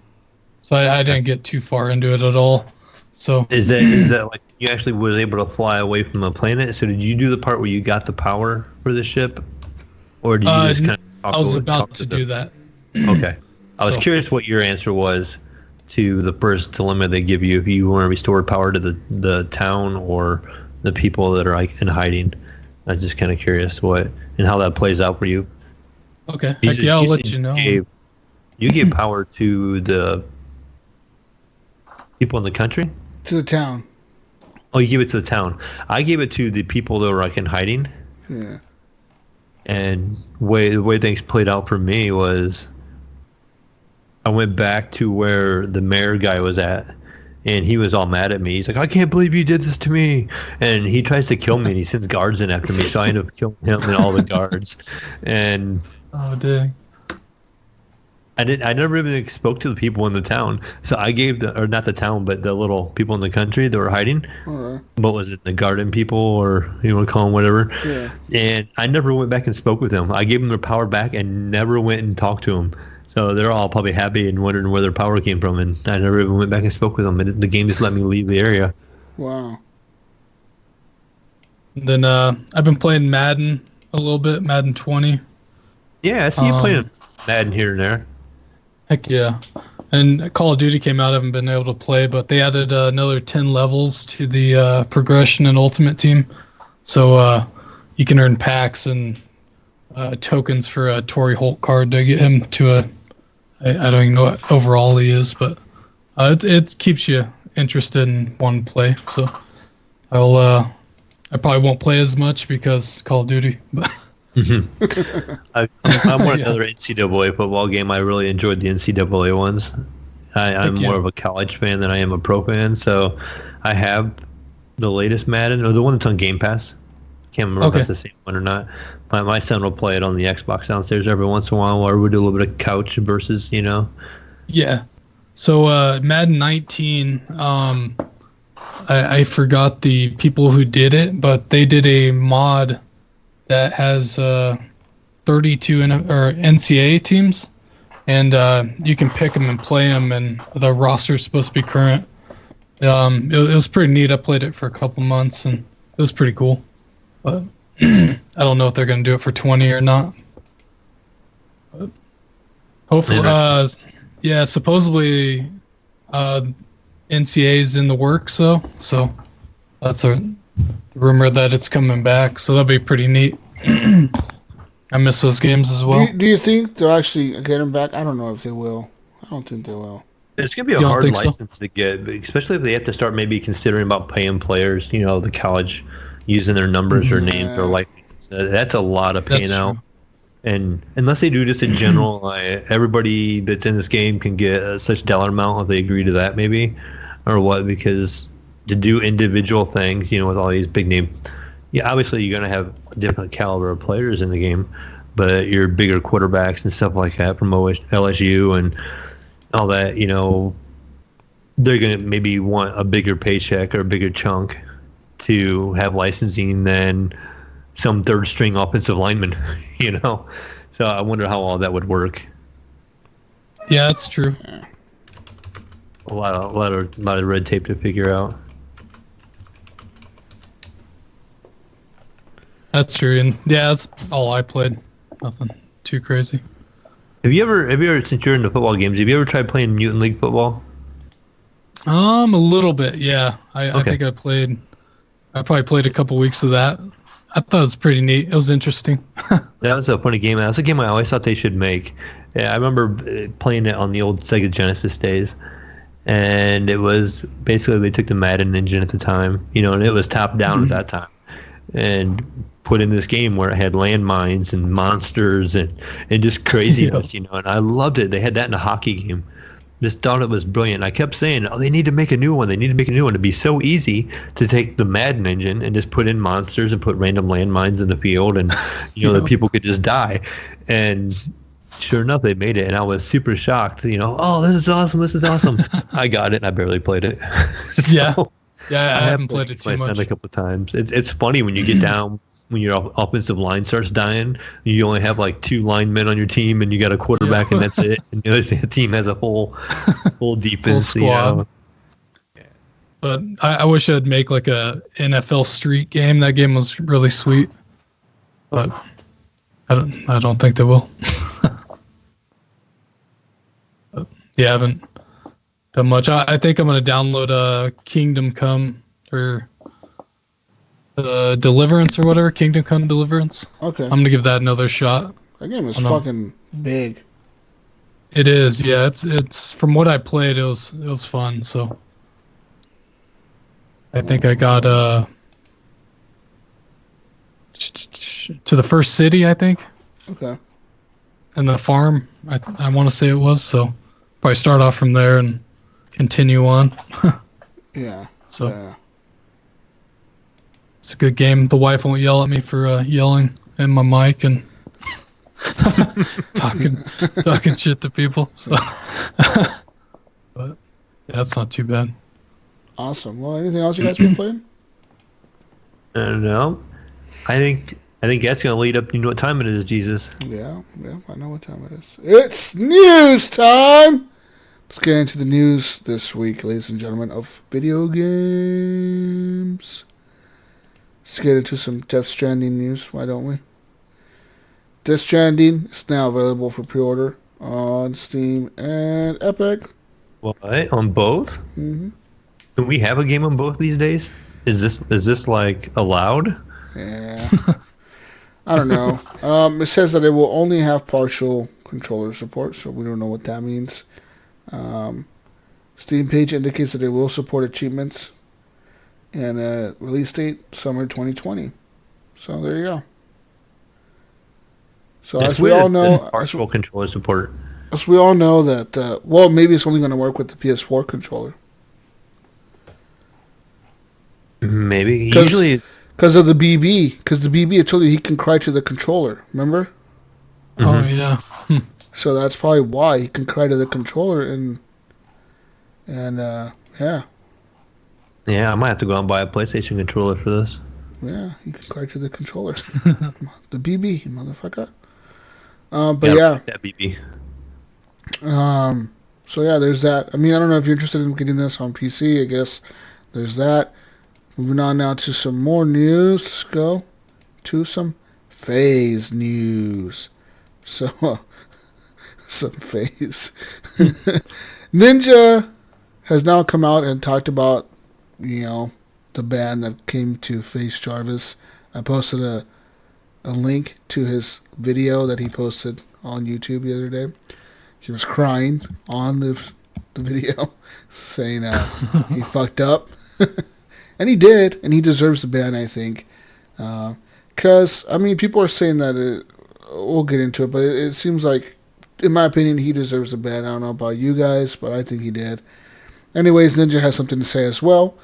So as we all know, popular Fortnite pro and streamer Face Jarvis was given a permanent ban, a lifetime ban from Fortnite for using an aimbot in the solos battle royale mode.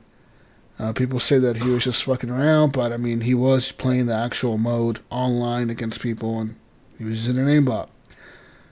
Epic said that it has a zero tolerance policy when it comes to cheating. They will ban you. So, anyways, moving on now. This is what Ninja had to say. He said, there's a difference between a content creator who has millions of subscribers, hundreds of thousands of followers, who gets banned from what literally makes him money, and some kid who is just a piece of shit, who has absolutely zero following, has zero money that comes from Fortnite, from gaming, and hacks. You ban that kid. Nothing happens to him. Nothing happens. Oh no, he can't cheat anymore. You ban Jarvis, it's different. The stakes are different. It should be handled a little bit differently. Yeah. So the Ninja went on to say later on in his stream, this is all a mixture, by the way. He said, quote, "He is still super young. I think it's just a stupid kid making a stupid decision. Didn't really fully think about it. It wasn't in a tournament. It wasn't a cash cup. It wasn't anything like that.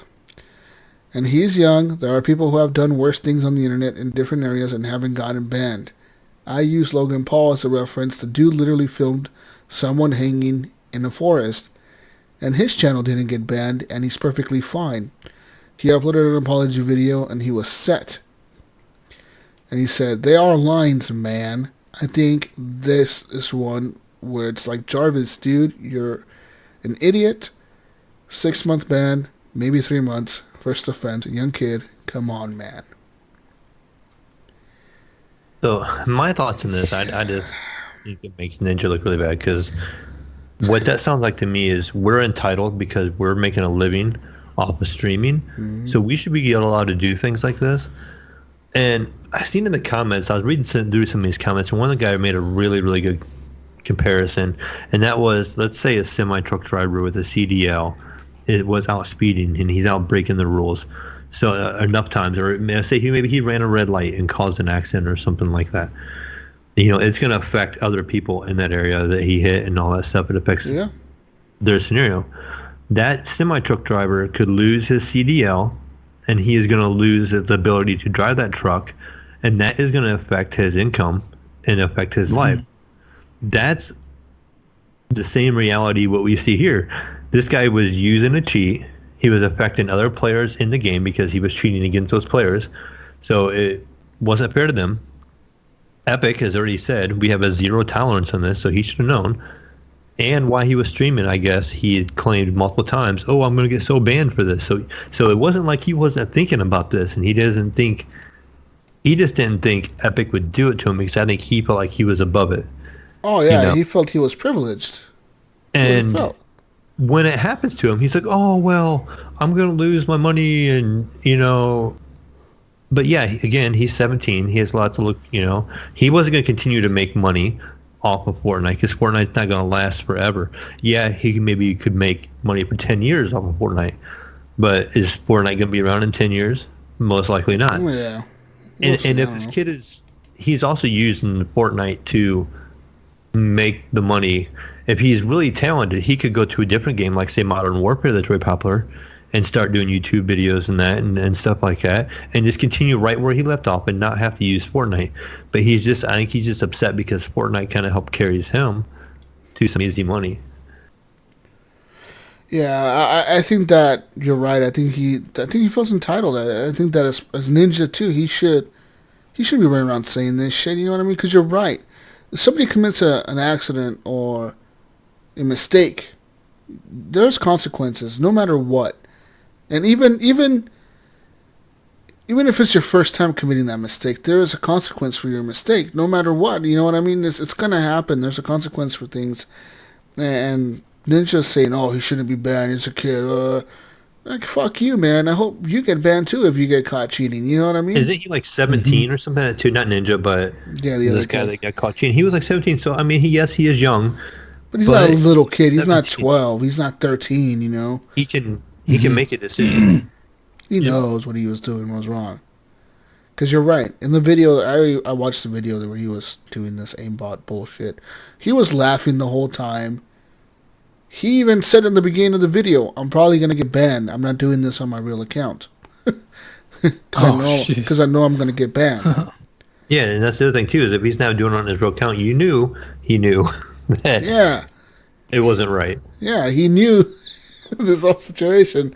I'm glad he got banned. I mean, for a lifetime, I don't give a fuck, really. Ban him forever. I don't give a shit. He deserved it.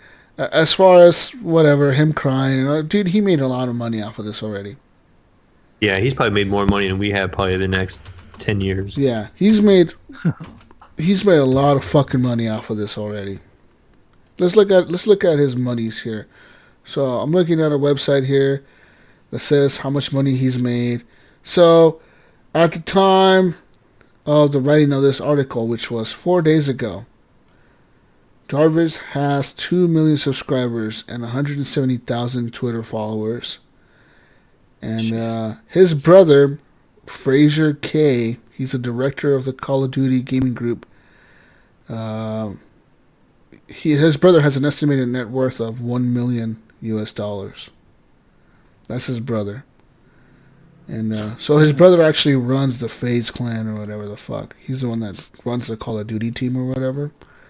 So let's see here. As far as his ban.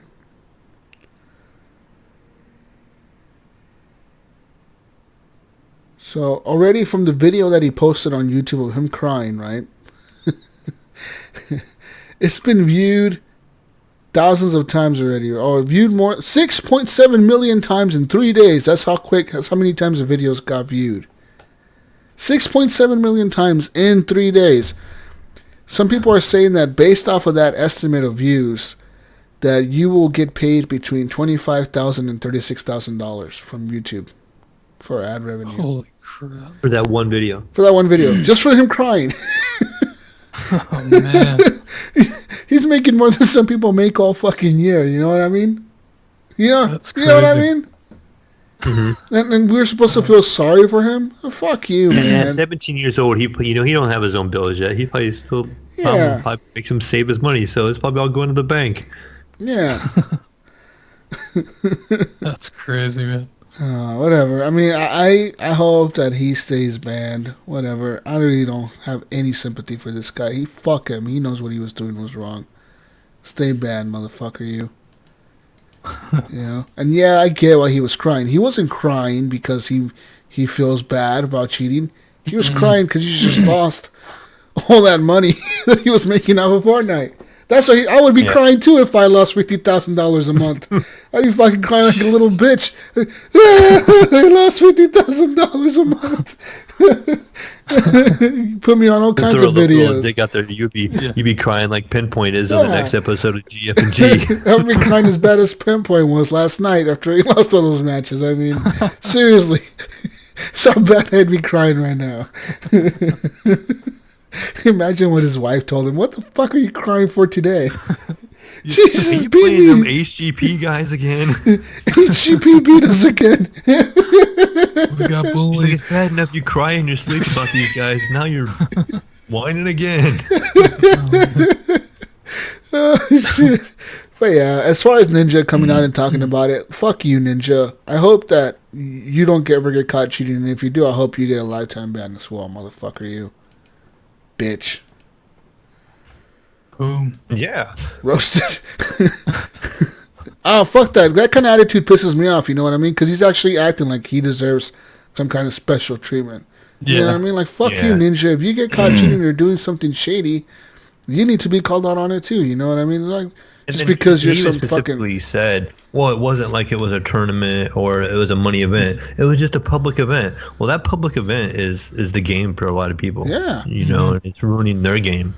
Yeah, man, like, fuck off. You should, watching that video that aimbot literally dude wasn't even trying. There's just like lock on and shoot, lock on. People were even building and this dude was shooting them in between like the fucking, while they were building.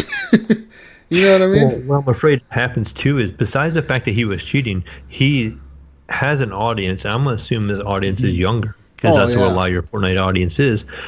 So what do? What's this aimbot thing? It just kind of glorifies it and it makes them want to pursue it.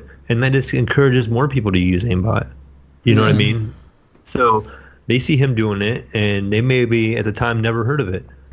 And they're like, what's this aimbot stuff, you know, and how do I get it? Yeah, how do I get and this? So then you're encouraging other people to use it because you're laughing and having a good time while you're playing it. Yeah.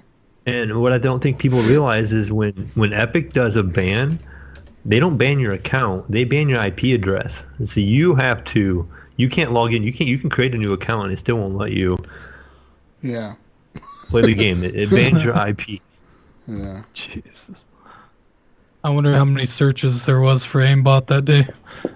Right. Probably quite a bit. Probably quadrupled. Yeah. Oh my gosh.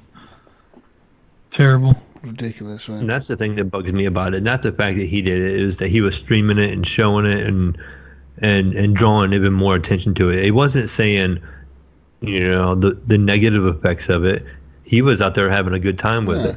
Oh, look. It's not like he was laughing hard, too. He was fucking sitting there, fucking laughing the whole video, dude. I watched that shit. It kind of was annoying. And it's not like it was a private lobby with his followers, you know? It wasn't him, like, doing a private video with the private close lobby or whatever. No, it was him, like, in a match doing this. That sucks. Like, legitimately shooting people with, like he had, like, I think one of the clips, he had 5 bullets left, and he killed this dude with 5 bullets in his magazine. Holy crap. Because it was all aimbots. You know what I mean? It's fucking bullshit. Anyways, move on to some more news. Rockstar news, Mayo. Just for you here. Mm-hmm. Rockstar is now offering a cash reward for finding Red Dead Online security flaws. That's right. Have you ever been improperly banned from Grand Theft Auto Online for false positive cheating? Even though absolutely no cheating actually took place? Well, here's the fact. Rockstar does not believe you. It doesn't believe you so much that if you can prove it more precisely, if you can successfully identify a reproducible incorrect band in Grand Theft Auto Online, Rockstar will give you a $10,000 check. Wow. That's right. It says here this is a bounty offered through the website HackerOne. It was actually first offered a year ago as a part of a bug bounty program that's been running since 2016. But yesterday, with the launch of Red Dead Redemption 2 on the PC, Rockstar has now expanded the program to encompass a wider range of games and vulnerabilities. To date, the private program has been a targeted bounty campaign to root out a very specific type of potential vulnerability in Grand Theft Auto Online, Rockstar said in the update. However, we are happy to announce that beginning today, we will now be accepting a wider variety of vulnerability reports for in-scope vulnerability categories. Fucking hate that word. It says here, for Grand Theft Auto 5 and Grand Theft Auto Online on the following platforms: PS4, Xbox One, PC, Red Dead Redemption 2 and Red Dead Redemption 2 Online, PS4, Xbox One, PC, and mobile apps, Red Dead Redemption 2 companion app, and iFruit mobile app. That's the mobile app for GTA Online. Says here, it's not as simple as posting a message in a form, though. If you want to qualify for the rewards, you will need to enroll in Rockstar's private bounty program, and you also have to follow some fairly strict rules about what to report and how to report it. And if you happen to earn yourself a ban while, quote, testing for issues, well, that sucks. Rockstar will not reverse your ban. Says here, the minimum bounty for a discovered vulnerability is $150, but it goes up from there based on the severity and complexity of the identified potential vulnerability. How many times have I said that word this time? Like in the last 2 minutes. I've said it like 10 times, haven't I? I think so. Researcher Mario Gomez, who tops Rockstar's thanks list, has claimed rewards ranging from $250 to $1,000 over the past year. It says here Rockstar's bug bounty program is essentially the same as the one offered by Valve that we learned about last year. At that time, Valve had paid out $109,000 to people who had discovered security flaws in Steam in games like CSGO, Team Fortress 2, and Dota 2. That amount today is now up to $840,000. Yes. Yes. It's crazy. Also, Rockstar confirmed that the $10,000 bug bounty also applies to the campaign. So good luck. Good luck, boys. Good luck. Yeah, there you go. Give me something to look for while I'm trying to play the game. No, yeah, I was going to say I'm about to buy that game to get yourself banned. Get myself banned, cry on YouTube, make money, and then try to get Rockstar to pay me. You I like your mentality, man. That's a smart move. I got this all figured out. I'm gonna quit my day job. Just get on YouTube and cry. Cry on YouTube 24/7. Yeah. Heck yeah. China cracks down on online gaming with the curfew and time limits, people. That's right. The Chinese government has now announced brand new rules designed to tackle game addiction. This will be banning minors from playing online games, specifically between 10 p.m. and 8 a.m. Sorry, not 10 a.m. 8 a.m. So 10 p.m. to 8 a.m. you will not be able to play games if you're in China, kid.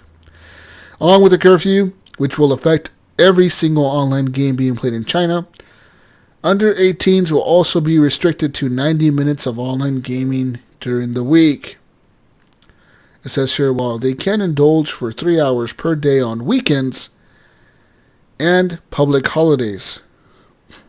So, if it's a weekend, you get 3 hours a day. So you get 6 hours on the weekend, 90 minutes a week. Jesus, Holy dude, crap. I would fucking hate this. That's like nothing. It's kind of funny because we actually put time limits on our kids and how much they play. And my boy, he does play a lot of Fortnite.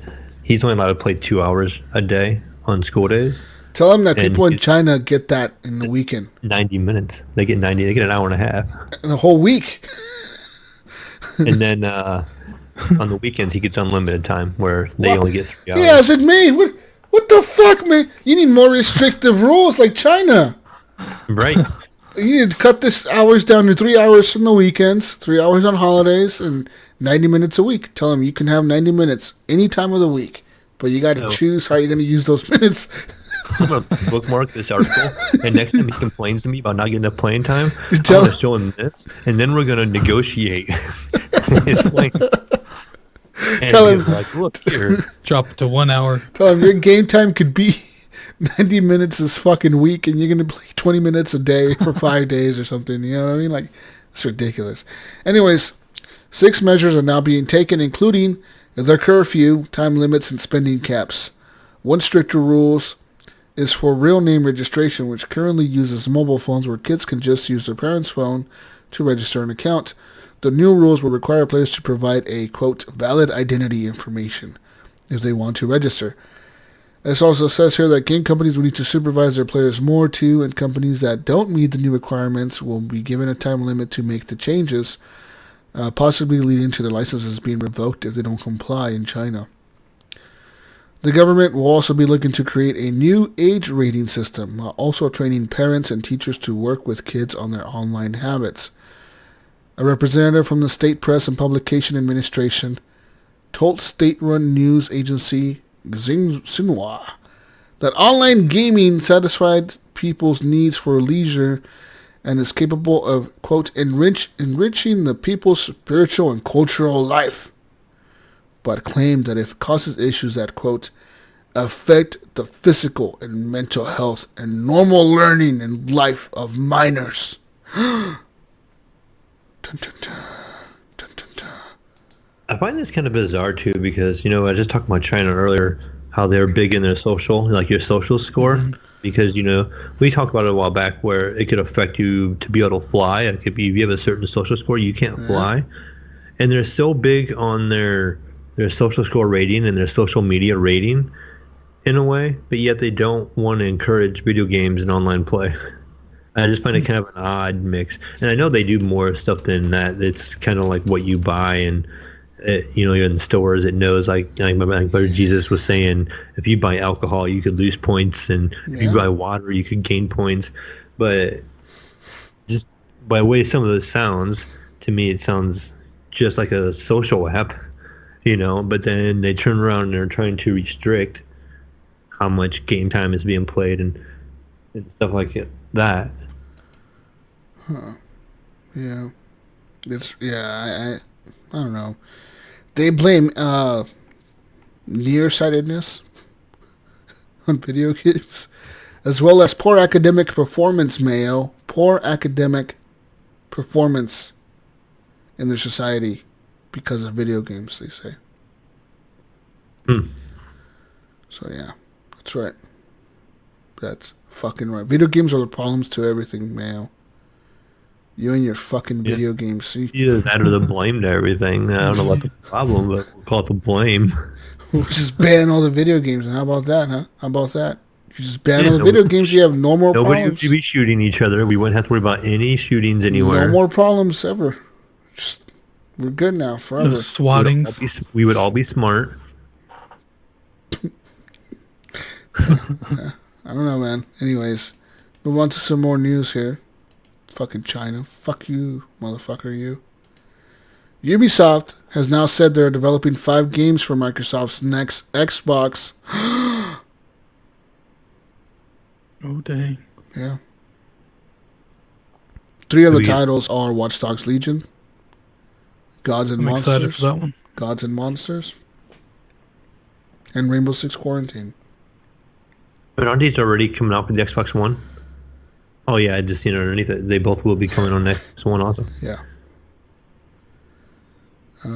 Yeah. So they're not developing games necessarily only for the new Xbox. Kind of the way the article leads. They're Oh no, making they're doing it for both. Yeah, and they're going to be for both for a long time, I think, after launch. It says here last week Ubisoft announced delays for almost every single game it has in development. So yeah, it says here that this is probably because they want to give developers more time to create next-gen versions of the games before the Xbox Scarlet releases in 2020. And yeah.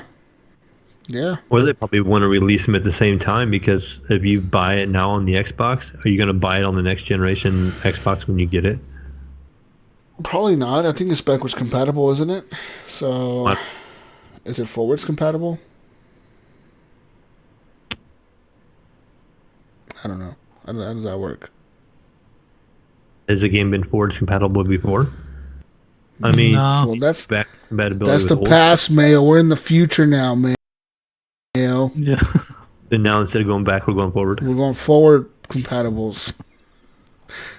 I mean, they keep saying that, right? They keep saying that your library is going to go with you to the next gen. So, I mean, if I buy a game on the Xbox One, say I buy Watch Dogs Legion, I could probably play that on the Scarlet if I buy a Scarlet, right? I don't have to buy a new copy.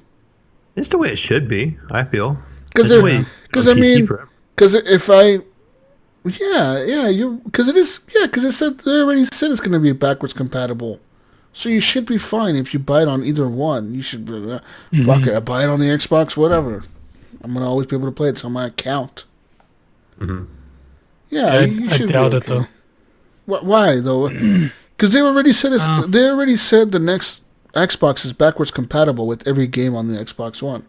So like from start, like day one. from day one. So they said that they're going to go all the way back to the original Xbox even. They say every 360 game, the Xbox games and Xbox One games will be backwards compatible on the next Xbox. So if you buy Rainbow Six Quarantine on the Xbox One X, essentially if you buy an Xbox Scarlet a month later, you should be able to just play it on that. That's true, I guess. I wonder if you think it'll just be digital though, or will it be disc too? That's what I was just going to think. I That's think true. encourage digital purchasing, and maybe the next generations coming up won't have drives. And how are you going to get your game library to come with you besides a digital version of it? Some more sad units. Yeah.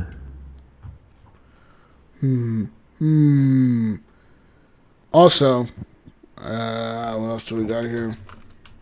More news. XO19 happening this week, ladies and gentlemen. That's Microsoft's big yearly event. This year it'll be located in London. I believe last year was Mexico, right? Or was it somewhere else last year?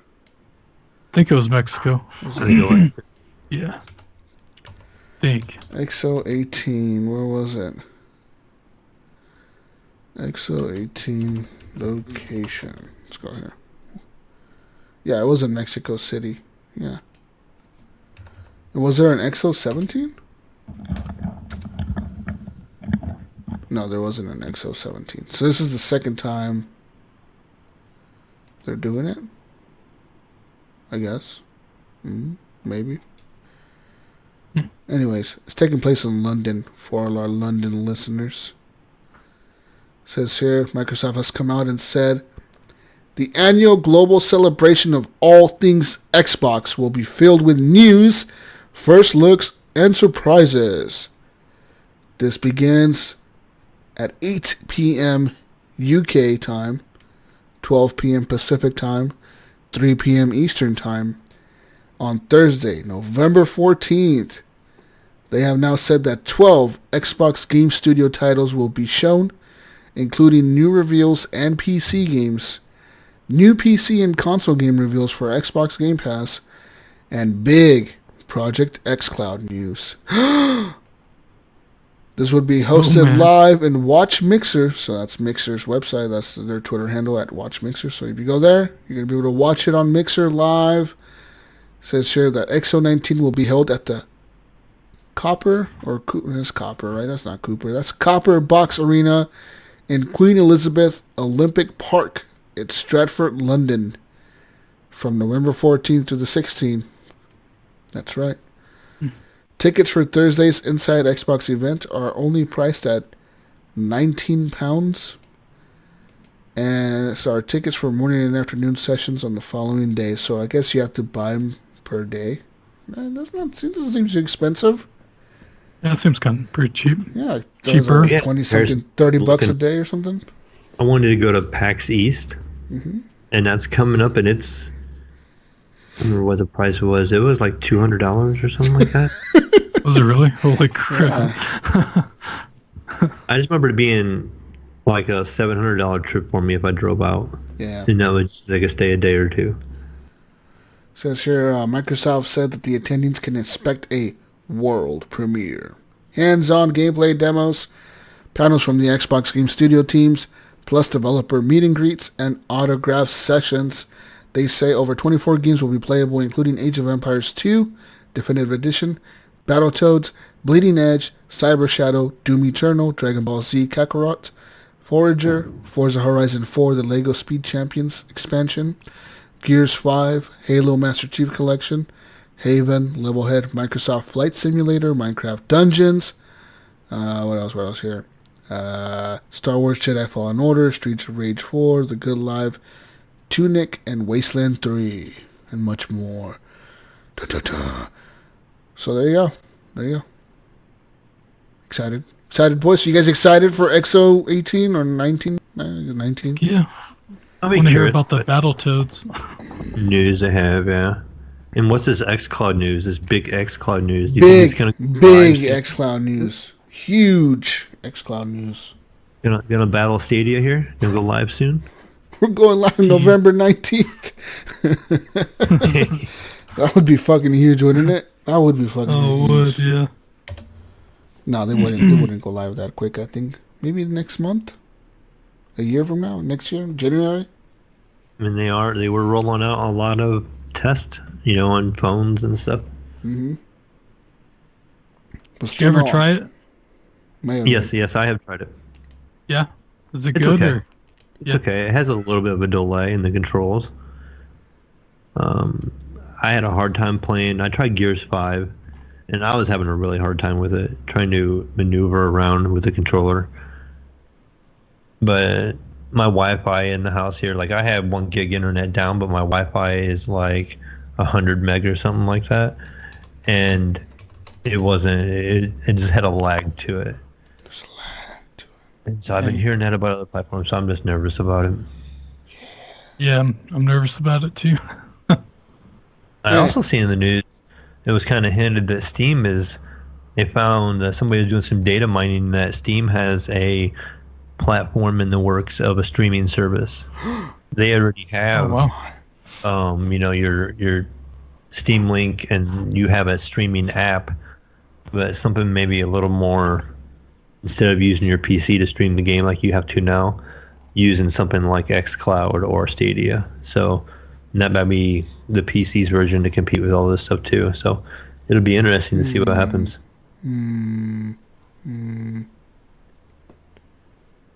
Okay.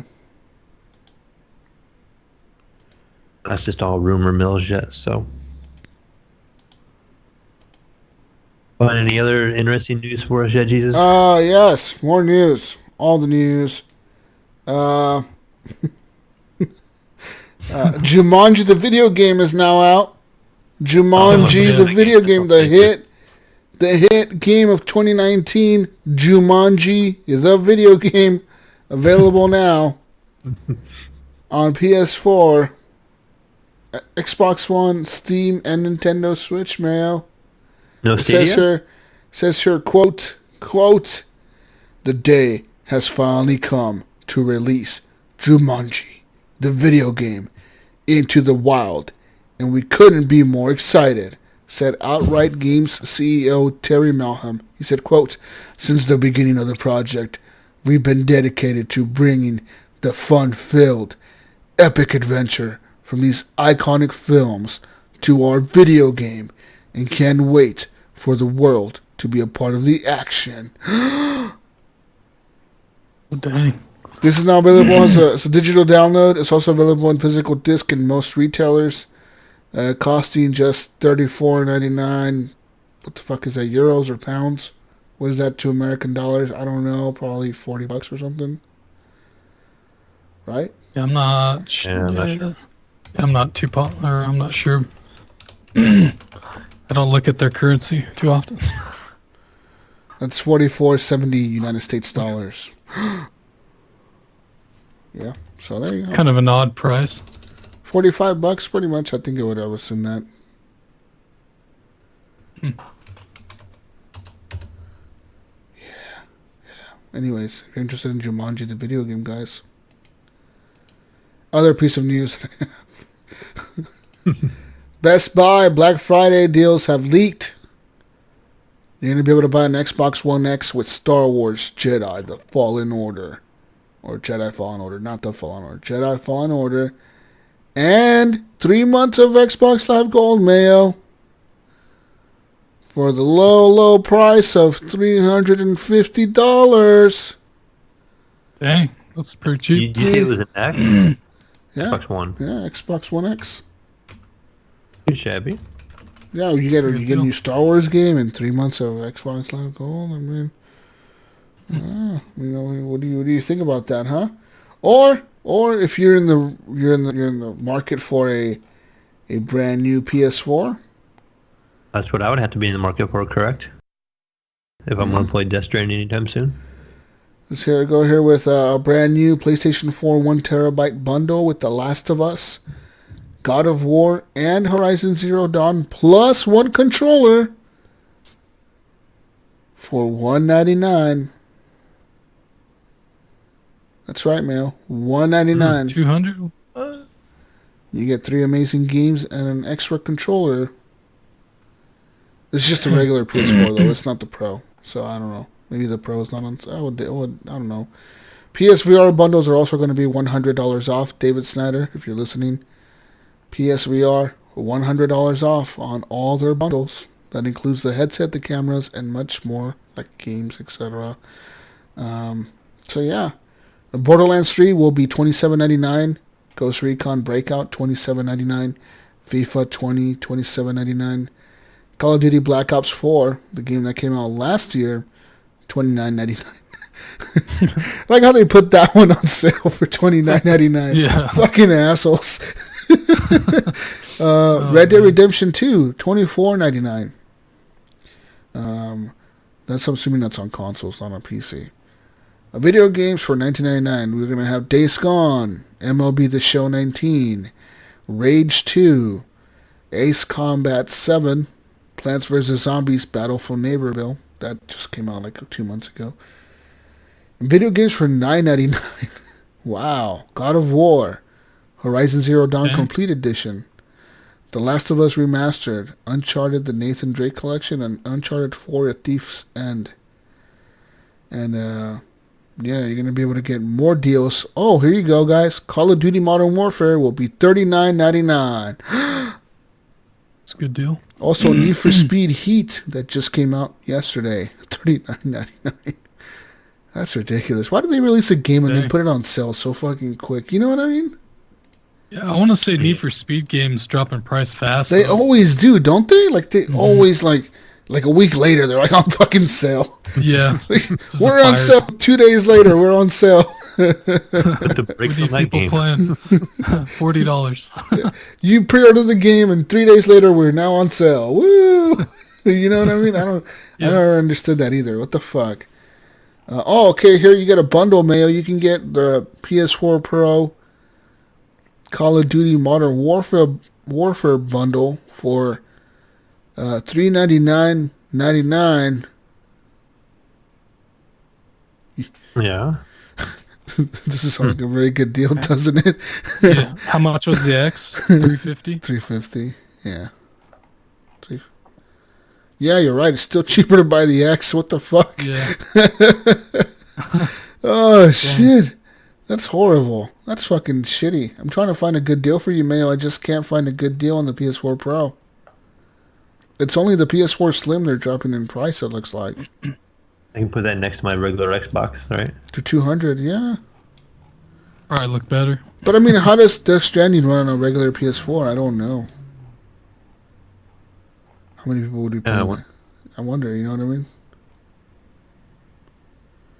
Anyways, a lot of PSVR bundles are all $200.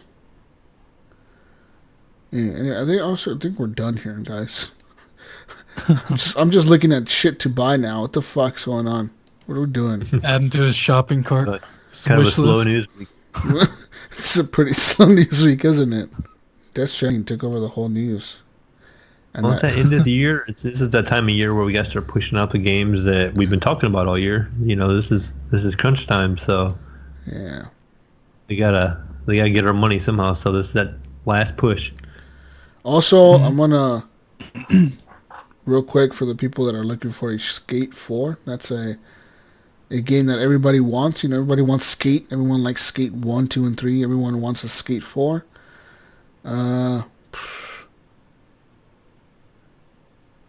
Oh, okay. Never mind. The story has been updated to not say that. Okay. Originally, the story said that EA abandoned the Skate trademark. But apparently, it says here that lawyers cleared out that real quick and said, no, they still own it. They still have that trademark. Oh, well, never mind. I was about to say you guys aren't going to get a Skate, but yeah, it looks like you might get a Skate someday. Maybe. Is that the one you do tricks on the joysticks? Yeah, you do the joystick and bullshit. And, yeah. You got any more news, Mayo? Anything you want to bring up?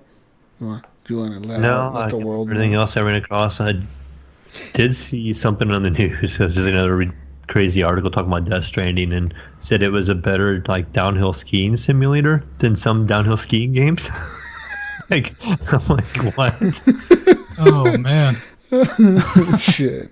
So evidently, you got a point in time with Jesus where you get to ski. Maybe I don't know. Something to look forward to and be better than any skiing game out there right now. Yeah. Hideo Kojima, man, the fucking visionary of the fucking future. Maybe that's what's he called? He was the last visionary in gaming. Visionary, yep. Yeah. It's crazy. I mean, so how many games will we have like Death Stranding come out next year from third-party companies? Quite a bit. Copying his Delivery Simulator 2020. How long does it take Fortnite to make a mode where you actually take a package across the map and not get killed? That'll be the mode. You got Battle Royale. Deliver this package across the map and don't die. Play it off this episode, and I'm gonna get a message from Epic saying you're spoiling our stuff, and I'm gonna get a lawsuit against me. We're planning on this. Yeah, we're gonna get sued by fucking Epic now. You guys leaked our shit. And then they can get a hold of Call of Duty for their stairs simulator. Oh man. And stair simulator. But yeah. Anyways, Hideo Kojima came out and said after this game released that he is no longer making video games. Movies, right? He wants to go toward movies? He's moving on to movies, he said. Isn't that what he's kind of doing now? I mean, isn't he making a movie with a game in between? Maybe. I don't know. I wonder if anybody has looked at a game and broke it down by gameplay and movie cutscene time. Which one was more? Like in Death Stranding, which one had more actual, if you were just going from mission to mission to mission without venturing off too much and just beelining right through the campaign versus the amount of playing time of the cutscenes? Which one was more? Yeah. Well, he came out recently in an interview with Time magazine, and he said this, Mayo. He said, quote, after he left Konami, he worked there for 30 years, he says. And he said he left and he said, I had nothing around me but a dream and a passion to create. He said he soon after met some creative people like Guillermo del Toro and F. Paul Wilson. He said, suddenly I realized I wasn't alone. And then he said, the game is about connecting the world. What I want to say is that I am connected to everyone. And this connection I don't want to lose. That's why I created a knot. So that I will never be parted from you ever.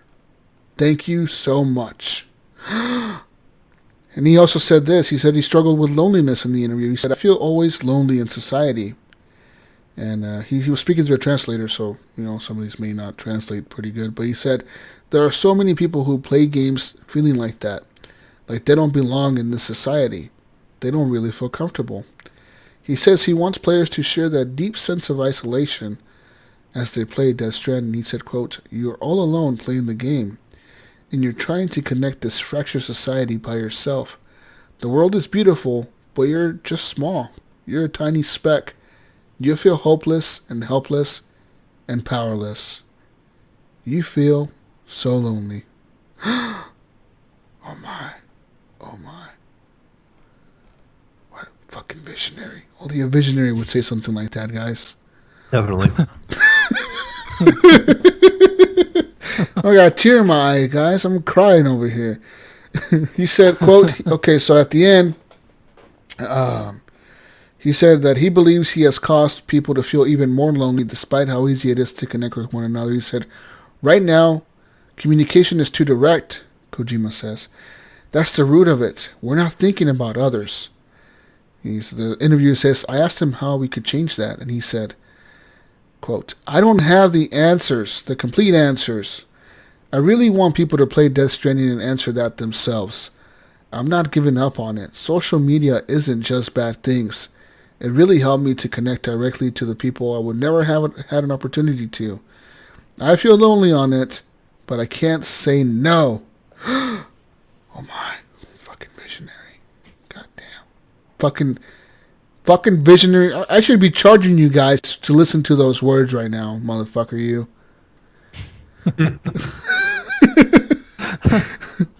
Fucking visionary's words right there, Mayo. How fucking dare you?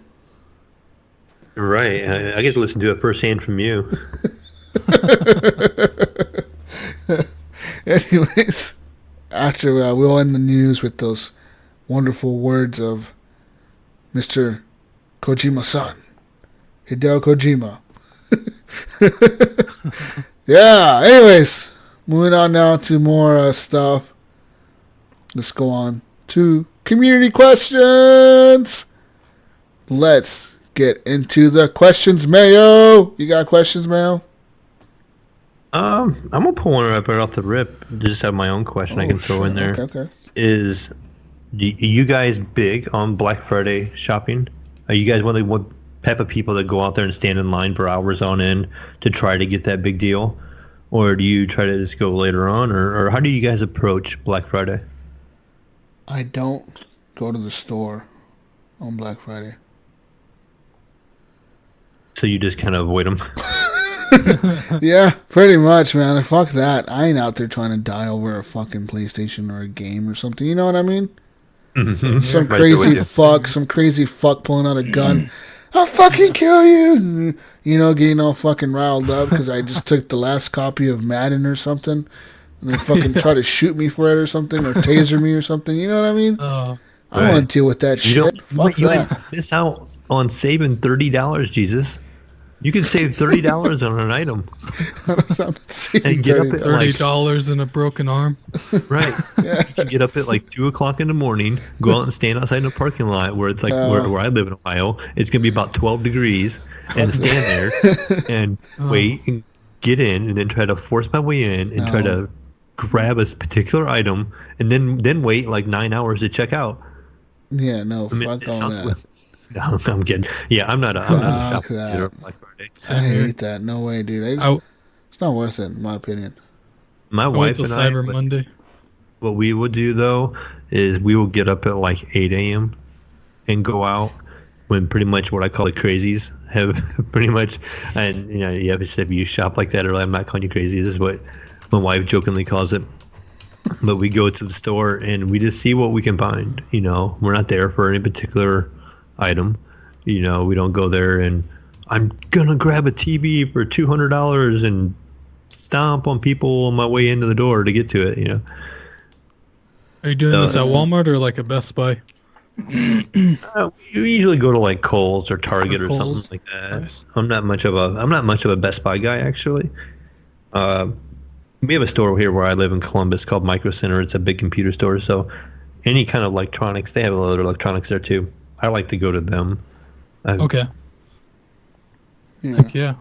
Another tip I like to give people that are out there trying to save some money and, you know, be budget conscious, I guess. I know some of you are out there looking at TVs and you hear us talking about 4K and HDR and all that stuff all the time. If you're going to buy a TV, I highly recommend you do not buy on Black Friday. Like, at all. Mm-hmm. Don't even try. Don't even go. Because there's a problem. A lot of these manufacturers out there and the big retailers like Sears and Walmart, I'm not, you know, Target, etc. All of them, they're all guilty of it. Even Best Buy. They'll advertise a TV on their ad and they'll say 60-inch flat screen or LCD or LED or whatever, OLED for $400 or whatever, you know, $600 off, and it's like, oh, you're like, holy shit, I'm gonna save $600 on this TV, right? And it seems like a good deal. Problem is, they don't put the brand of the TV on the ad. You show up to the store, and you're asking them, where's this TV at? And they show you a TV, but you don't recognize the brand. And you already went to the store, you're there, and you're probably gonna end up buying it because you just don't want to feel like you've wasted this whole trip to buy this TV, you know what I mean? And when you're going to find out real quick when you get home is that the TV is a piece of shit. Because it's a bad brand. It's not a legit, it might be 4K, but it's not going to be good 4K. It might have HDR, but it might not have the best HDR. And you're going to just find out that it's a piece of shit, really, and you're going to end up returning it later on in a week or so and getting your money back, and there was that. You just wasted gas money to go to the store and fight a bunch of people for this TV. So I don't recommend doing it. A lot of these companies like LG, Sony, Panasonic, Vizio, Samsung, they all release cheap versions of their TVs around this month. They specifically manufacture like a certain TV for Black Friday that they're gonna sell on Black Friday. They'll make a certain model and they'll sell it on Black Friday, and that model will be stripped down so much. They're using the cheapest panels they can on those models. They're putting the cheapest software in there, using the cheapest chips they can put in there to just get by as a smart TV, you know what I mean? To barely get by, classifying it as a smart TV so they don't get sued or whatever. And they're selling these things, and they're selling quite a bit of them because they sell them pretty cheap. And then you get home and you start having trouble with your TV 6 months later, and you start looking up the serial number, and you start realizing real quick, this number doesn't exist in the Vizio lineup. There's no B series, there's no C series or whatever. Like, what the fuck is this? And then you're gonna realize real quick if you go on Reddit, someone else is having the same issue looking for this TV, and you're gonna be like, when did you buy it? Well, Black Friday. Well, I did too. Well, now you know why you don't find it, because only the people that bought this TV on Black Friday have this model. And they do that specifically to fuck people over. So be really careful when you're buying stuff on Black Friday, specifically big stuff like TVs. They do that a lot with TVs. They will screw you over, dude. They will take your fucking money and you don't even know what you bought. You think you bought a pretty cool OLED, but you really didn't. And it sucks because you spent a lot of money on that you could have saved towards buying an actual good OLED. You know what I mean? So, yeah, just be careful buying TVs like that, man. Because, like for example, a few years ago, you know, there was a lot of Samsungs at Best Buy that had a certain serial number that was being sold for really cheap. Like, I think it was like $600, $500. People were buying these TVs up, And what happens? Later on, they go and they look up that serial number, and it wasn't even like a real Samsung serial number. It was like something they just made up to sell it on Black Friday. And so you got to be really careful doing shit like that, you know? So like I always recommend you buy a TV either around the Super Bowl or like in like late summer, midsummer, because that's when TVs get refreshed, usually around midsummer or whatever. Around the Super Bowl, a lot of TVs get switched out too, so you can buy the old model. I've heard before that's the best time to buy a TV actually is around the Super Bowl. Yeah. Because they do a lot of deals too. They do like, oh, buy a TV and deals. get fucking an Xbox with it or something. They do shit like that, you know what I mean? Where they throw in shit to get you to buy a TV. Get a free sound bar if you buy the TV. So they do pretty good deals with it. And you're actually getting like a name brand, like an actual TV. You're not getting like a fake Samsung TV. Like they're not fake Samsungs, but they're Samsungs that they don't sell like mainline. Yeah, they're stripped down. Yeah, like hobo versions or whatever. You know what I mean? I've had 2 power boards go out on Black Friday TVs. I guess I would recommend though, like saying you wanted it for a kid's room and it's not going to be used a ton. If you're not using it for gaming or movies, not really expensive. But if you're going to use it as your main TV and this is like your living room TV, then I'd be way more hesitant. You know, I would do your research and don't just impulse buy. Because it looks cheap. You're like, oh man, I'm paying for a 50-inch TV. I'm paying $300 or whatever, or $250, and you're like, well, that's a great deal. But then you realize real quick, like, wait a minute, what the fuck did I just pay this money for? You know what I mean? This TV looks like shit. So be careful. Be careful out there. Anyways, going on, another question. We always have our good old faithful guy Brian Tulip Jr. asking us questions, and this is probably more toward you, Jesus, because you're up to date with his social media kind of stuff. He says, "What women the cat meme or in Gunny's case meme have you liked the most?" There's been some pretty fun ones. The last one I posted was pretty funny. It was somebody's tattoo on their fingers that said "hopeless romantic," but the way their fingers lined up, it was like all offset. So like the lady, she was pointing at the cat, screaming like, "It says hopeless romantic," and the cat sitting there like, "Fuck you! It says el hopeless romtic or something like that." El hopeless romtic. And I was fucking dying laughing at that one. There's different ones that I've seen though for sure, and I fucking love that cat. One of my favorite ones with that one is where it shows the cat and the chick, you know, like they're screaming at each other, but then it shows like an ancient Egyptian like hieroglyph or whatever, and it shows like 2 people standing at the one end of the table and a white cat at the other end of the table. And it's like, even back then the Egyptians had memes. Oh shit, I was fucking laughing at that one. I was like, that's pretty good. That's pretty good. That is funny. Yeah. What about you, Native? Are you a social media guy? No, I re-added Facebook to talk to a grandpa I didn't know I had, so I usually don't go on there though. Nice. Yeah. Nice. I never either until I got into like the Horrible Gamers Facebook group, and I still just use my shared account with my wife because we usually just used to use it to check up on family, and I'm still on there as mine and my wife's account, but I don't know if I'm dedicated enough to Facebook media yet, but I try to interact. Just make a The Mayo account so your wife doesn't have to. I thought about making that because right now I just have it on my phone. Actually, my wife doesn't even have it because she's afraid she'll be on it too much. So we just put it on my phone. I might just make her put it on her phone and make a Mayo account. So yeah. Anyways. Yeah. All right. Moving Our on next now. question is from Sean Imes Fuller, and he said instead of swatting someone while they were streaming, why not send 50 pizzas to their house and make them pay for them? I agree with him. I mean, that's something I would do. I mean, I sit with you. Man, I got pizza in my house. Fuck. Gotta pay for it. wasn't that happening to that streamer? He got banned from Twitch for breaking his keyboard. I can't remember his name. People kept sending him food to his house. Uber Eats and shit. Okay. In your house. Yeah, I don't know. I don't watch streamers that much, so I don't know what you were talking about, but I could see it happening. can see it happening. But I agree with Iams. Don't swap people. Don't fucking do it, man. Whatever you don't ever do it. Really, don't. Just don't even participate. If you see someone, don't do it. Even if you see like a stream of that shit happening, don't fucking watch it. Just don't do it. Don't fucking support that shit. Yeah, it's bad. Bad stuff. Most definitely. He also, Sean M. Spiller, also asked us, he says, what TV show would you like to see as a video game and what style of game? He said he was thinking Breaking Bad would make a dope turn-based strategy game.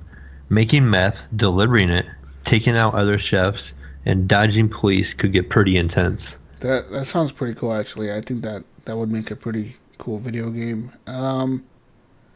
What TV shows? There's a lot of shows. This could be a hard one for me because I don't watch much TV at all. Like, basically none. Someone had to make a reference from the 90s. I would always want a Game of Thrones game, but that would be so hard. They already made a Game of Thrones game, and it wasn't good.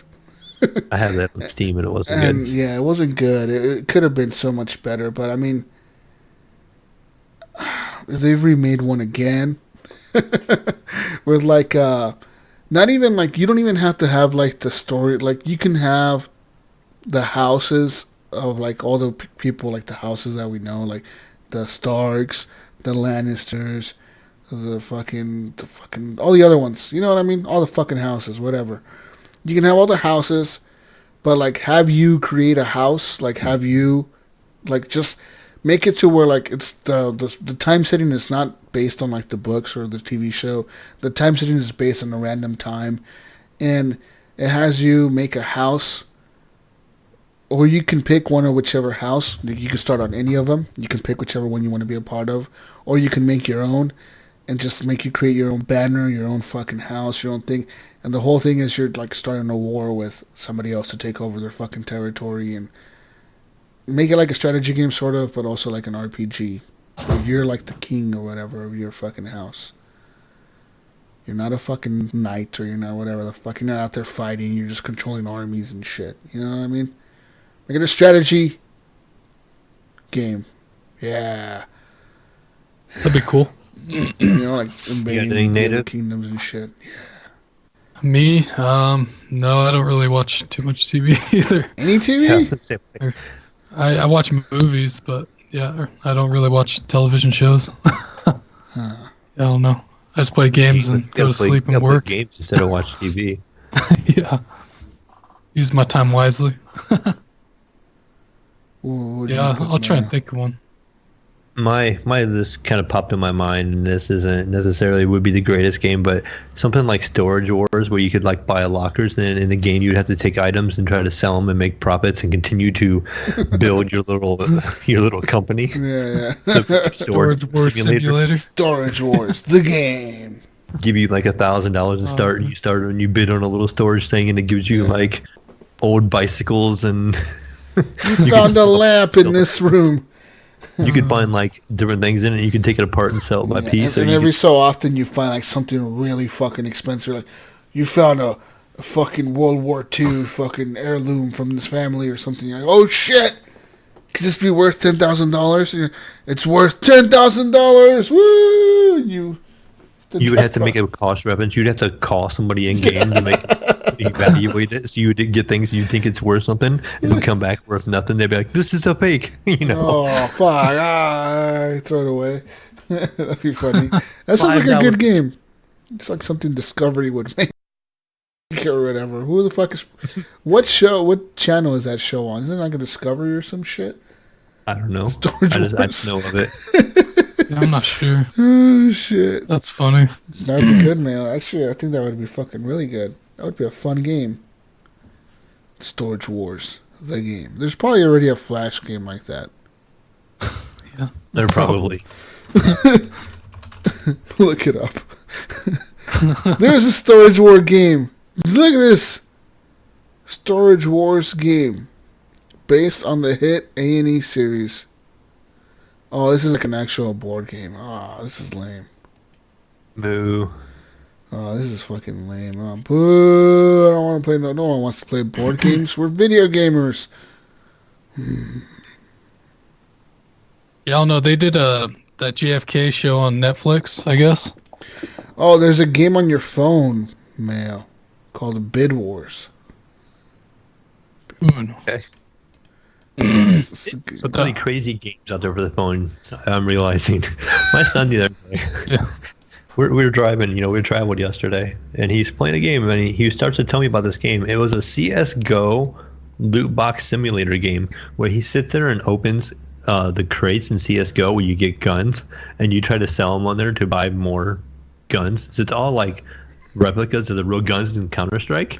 CSGO loot box simulator. And so basically he buys the crates, you gotta buy the key, put on Steam, and then you hit the button and it spins and it will give you the guns, and then it tells you the value of the guns, and he has to try to sell them. And I'm like, really, dude?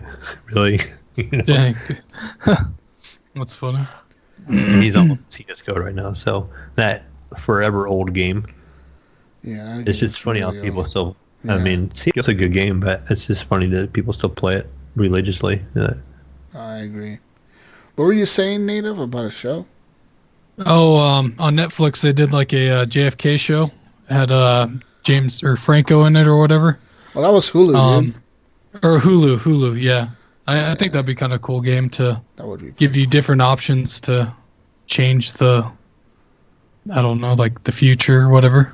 What was it called? Like 1960, whatever the fuck, 1963 or something? Yeah. I think that'd be a cool game if it give you more like... Change the past, it'll change the future. Yeah. I think that'd be kind of cool. That was pretty cool. All right, next question. All right. Brian Tulip Jr. has some more for us. He says, if you could have an accent from anywhere in the world, where would it be, and what one would you like to give to your co-host? I don't know. Mine would be, for myself, I'd like to be Jamaican, and I could be like the Mayo Man. The Mayo Man. That's hilarious. Oh, that'd be amazing. I want you to be Jamaican now, Mayo. We need to find a guy who's in Jamaica. We name him the Mayo. He's the Mayo Man. What would Gunny be? I know Gunny's. You're gonna making him Australian. We're making him Australian. He's always doing his Australian accent for all the accents he does. We're making him Australian. You're going Australian, Gunny. You're fucking Australian. I don't know what I would want for me. Well, I think yours would have to be Western because you're always partner, and when you get in your Red Dead mode, you would always be like, partner. Yeah, give me a Wild West. Yeah. What about you, Native? What do you want, Native? I have no idea. I'd be English or something. Oh, yeah. Yeah. Fuck yeah. We'll give him a Southern accent. He can be a Southern-sounding Native American. Southern. Oh, man. Southern folk. Native Lives Matter with a Southern accent. Southern accent. Mm-hmm. Yeah. That would be pretty hilarious, actually. Crazy. Anyways. Anyhow, more questions from Brian Tulip Jr. And he says, have you had this great, in quotes, chicken sandwich that people have been stabbing people for? How was it? And what is a food you would kill for? So he's talking about the Popeyes chicken sandwich. I haven't had it. I really wish I need to go get it though. You know what? Either. Have you had it, Native? No, I haven't. Our closest one's like 40 minutes away. Yeah, mine is pretty far from where I'm at. So yeah, I have make it a drive. Like 3 blocks away, and that store, it was never very busy. And then they did the sandwich the first time around, and again, like everybody talks about, there's cars wrapped around the building and people standing outside waiting to get into the store, like to get one. Yeah. I'm like, how? Well, then they started running low on them. We would go by the store and there'd be nobody there. And now they're back. I drove by and people are standing outside, and I'm like, oh shit. I told my wife, what makes this sandwich so good that people are standing outside? Or are we just a bunch of cattle that we hear something so great just have to be part of it. It's what it is. And it becomes bad. That's what it is. Like, think about the what was the big fad a few years ago? It was back in the day. Wasn't it the Starbucks Christmas cup? That was a thing. Oh yeah. Christmas cup, yeah. Where everyone wanted the Christmas cup from Starbucks, and everyone was like, And next thing you know, you saw everybody at the store with fucking Christmas cups from Starbucks. You're like, what the fuck? Is everyone like Starbucks that much? Everyone bought Starbucks today? What the fuck's going on here? You know what I mean? And everyone had that stupid ass red cup from Starbucks. Yeah, like that's what it is. Yeah, you know what I mean? Like, good marketing.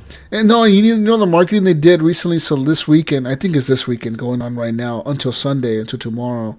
Between like Wednesday and Sunday, they did a promotion with Alaska Airlines. That's an airline here, and they have a lot of those flights come out of Portland here in Oregon. So Alaska Airlines did a promotion with Starbucks. They said if you're holding a Starbucks Christmas cup during boarding, they'll bump you up to priority boarding on the plane. What? Really? So think about that. Think of everyone on the plane on the line has a cup. They're gonna have to bump everybody up to this. Then it's not even priority boarding anymore. Everyone's just gonna be back to their seats. Yeah, everyone's gonna be in the same fucking situation that they were in the first place. You know what I mean? I don't know. It's a fad. I think I know IAMS waited like 90 minutes for one the other day. Yeah, I remember seeing that on Facebook. 90 fucking minutes, dude. I don't know if I would be able to do that. You know, I get irritated when I go to a sit-down restaurant. I just went to a steak restaurant tonight, and we had to wait a little while. Our waiter was kind of slow getting to us. Yeah. And I didn't even have to wait 90 minutes for a steak dinner. I'm surely not going to wait 90 minutes for a chicken sandwich. Yeah, I'm sorry. A little ghetto-ass chicken sandwich. I mean, I got to say, Popeyes is pretty good. I worked there when I was a kid. I worked at Popeyes about 10 years ago now. 10 years ago. 11 years ago. And it was pretty fucking good. And everything's like hand battered and hand like floured. You know what I mean? Like all the chicken strips and shit, we don't... Well, back when I was working there, we didn't get them like pre-battered. Pre-frozen or whatever. Yeah, so we would get like raw chicken, like a piece of chicken, like a strip of chicken's breast or whatever. And we would put that in the egg or whatever the fuck that shit was. And then we throw it in the flour. No, we would throw it in the flour first. Throw it in the egg batter thing, throw it back in the flour, and then lay him out on the pan, and then we'd walk him over to the fire and put him in the fire. Dang. Fresh. It's fresh as fuck, son. Dude, that's sweet. It would take forever to cook, though, like 13 minutes to cook a batch of chicken. Yeah. And then people would be... Because you know what pissed me off when I used to work there? People would show up. And they'd be like, I want fresh chicken. And we'd be like, look, this chicken just came up like 4 minutes ago. Yeah. like this chicken that's up here has been sitting here for like 3 minutes. Like, you really want to wait for fresh chicken? I want fresh chicken. You know, fucking people all entitled and shit, right? Yep. So we'd be like, okay, if you want fresh chicken, you're going to have to wait like 15 minutes for that. Well, I don't care. I want fresh chicken. And then... then we'd be like, okay, 15 minutes, okay. And then halfway through the 15 minutes, it would be like 10 minutes later. Where's my chicken? Where's my chicken? We fucking told you it was going to be 15 minutes. It's been like 8 minutes. What are you doing? Where's my chicken? I've been waiting forever now. It's like, lady, you've been waiting for like 8 minutes. We told you it was going to be like 15 minutes. What the fuck are you doing? Oh, man. And people would get all fucking mad, man. I want my fucking chicken. Yeah, that would get a little annoying after a while. Yeah, people don't know how to fucking count time, man. If somebody tells you it's going to take so long, you should be at least waiting that long. You know what I mean? People are ridiculous, man. And then people would go to the drive-thru and do that shit. They'd be in drive-thru and they'd be like, oh, really? Can I get a 20-piece? I'd be like, yeah. Can I get that fresh? And it's like, you know you're going to be waiting like 20 minutes, right? Yeah. What? You're going to be waiting like 20 minutes. Okay. And then they pull up to the window. And they wouldn't want to park. It's like, yo, can I have you, you know, because we're, you know, all the drive-thru, every single drive-thru in America is on a timer. You're supposed to have a certain time that you get people out the fucking door. Yeah. And then you got people sitting Yeah, in the we would front. tell people, can you please park? Because you have a 20-minute wait. Well, there's no one behind me. There's no one behind me. I don't want to park. It's like, sir, we told you you're going to be waiting 20 minutes. I'll park right here and I'll move when somebody comes. I'm like, you son of a bitch, dude. Like, just fucking move, man. What do you... That'd be the Mayo. You wouldn't want to fucking move. I ain't moving. Yeah. I ain't going nowhere. I'm staying right here. And then sometimes okay, so sometimes when people would do that, right? People wouldn't move. I would have my friend who was working with me. I'd be like, "Hey, dude, go get your fucking car and just go around." So my friend would run out the door. He would get in his fucking car, go around to the drive-thru, and then he would just get on behind them and he'd start honking his horn at them. I'm like, "Look, sir, we got a car behind you. We gotta get this order out." And that would force the person to go park, and then my friend would just pull up around, and he would get out the car and go back inside and start working. That's hilarious. That's awesome. Yeah, man. I know when I was delivering beer, I would get annoyed because people like back up their car and be like, "Hey, toss it in the trunk." Like, cool, man. It's like the 6th time I've heard that today. Thanks. Yeah. Right. Drive me crazy. Yeah, people, man. Like, people would fucking be annoying as fuck when working at Popeyes. This show's wild. But that's right, Mayo. Don't imagine. Park. If somebody tells you to park, Mayo, just park. Damn it. I will. Hey, I'm a patient individual. I will wait. I go to we go to Panda Express here quite a bit, and they're always telling us we have to wait. Oh yeah, for the chicken. It's always something's out, right? Yeah. Yeah, I like the orange chicken. So we're out of orange chicken. We're out right now. I got a couple of Facebook questions I'm going to save for last. So I'm going to jump to Discord here, and I'm going to jump on Nipron's question. And he said, "What's the weirdest dream that you guys have ever had?" Weirdest dream. While you're thinking, I'm just going to throw my 2 cents in here. And my weirdest dream is Nipron beating me in a game of Call of Duty where it was said that it was representing the gfng versus the HGP clan, and he'd beat me. I heard this dream. I heard people talking about it on a podcast or something like that. It was kind of weird. Wow. But I woke up and I was like, man, I'm glad that wasn't reality because could never have happened. Oh, shit. I don't know, man. I have pretty vivid dreams. I have like the lucid dreaming where like I know I'm in a dream, so I'm controlling my dream, and I have that quite often. I don't know what it is, but it happens to me quite a bit where like I'll be dreaming, and all of a sudden something's just off just a little bit in my dream. You know, where like something's off by a little bit, and you're like, what the fuck? That's not right. And real quick, I'm like, holy shit, I'm in a dream, motherfucker. I control this shit. And like once I realize I'm in a dream, I can just control what happens in the dream. So I'm just like doing crazy shit. So, but as far as like weird dreams, I don't know, man. I have a lot of weird fucking dreams. It'd be hard to pinpoint one. It would be really hard. Yeah. I had a dream like 2 years ago. Like my basement was leaking and dripping and everything, like water damage. And then like the next day, I found that my toilet was leaking upstairs and had to like rip the drywall out. And yeah, it was a pretty crazy dream. That's pretty wild. It's like some liminal shit right there. You know what I mean? Like, yeah. You're connected to the house. Yeah. I need to get out of here. The house is speaking to you.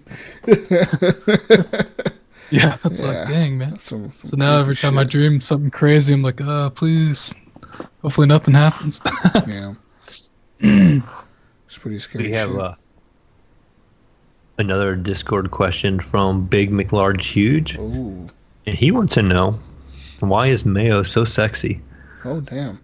Oh, I have an admirer out there. I don't know. You tell us why, Mayo? It's not even February. I think he thinks so because you guys don't know this, but he messaged me earlier this week, and he was like, I find it offensive when you guys are talking about you being dressed up in a straw hat with straw in your mouth and being from the country. You basically describe my life. You know?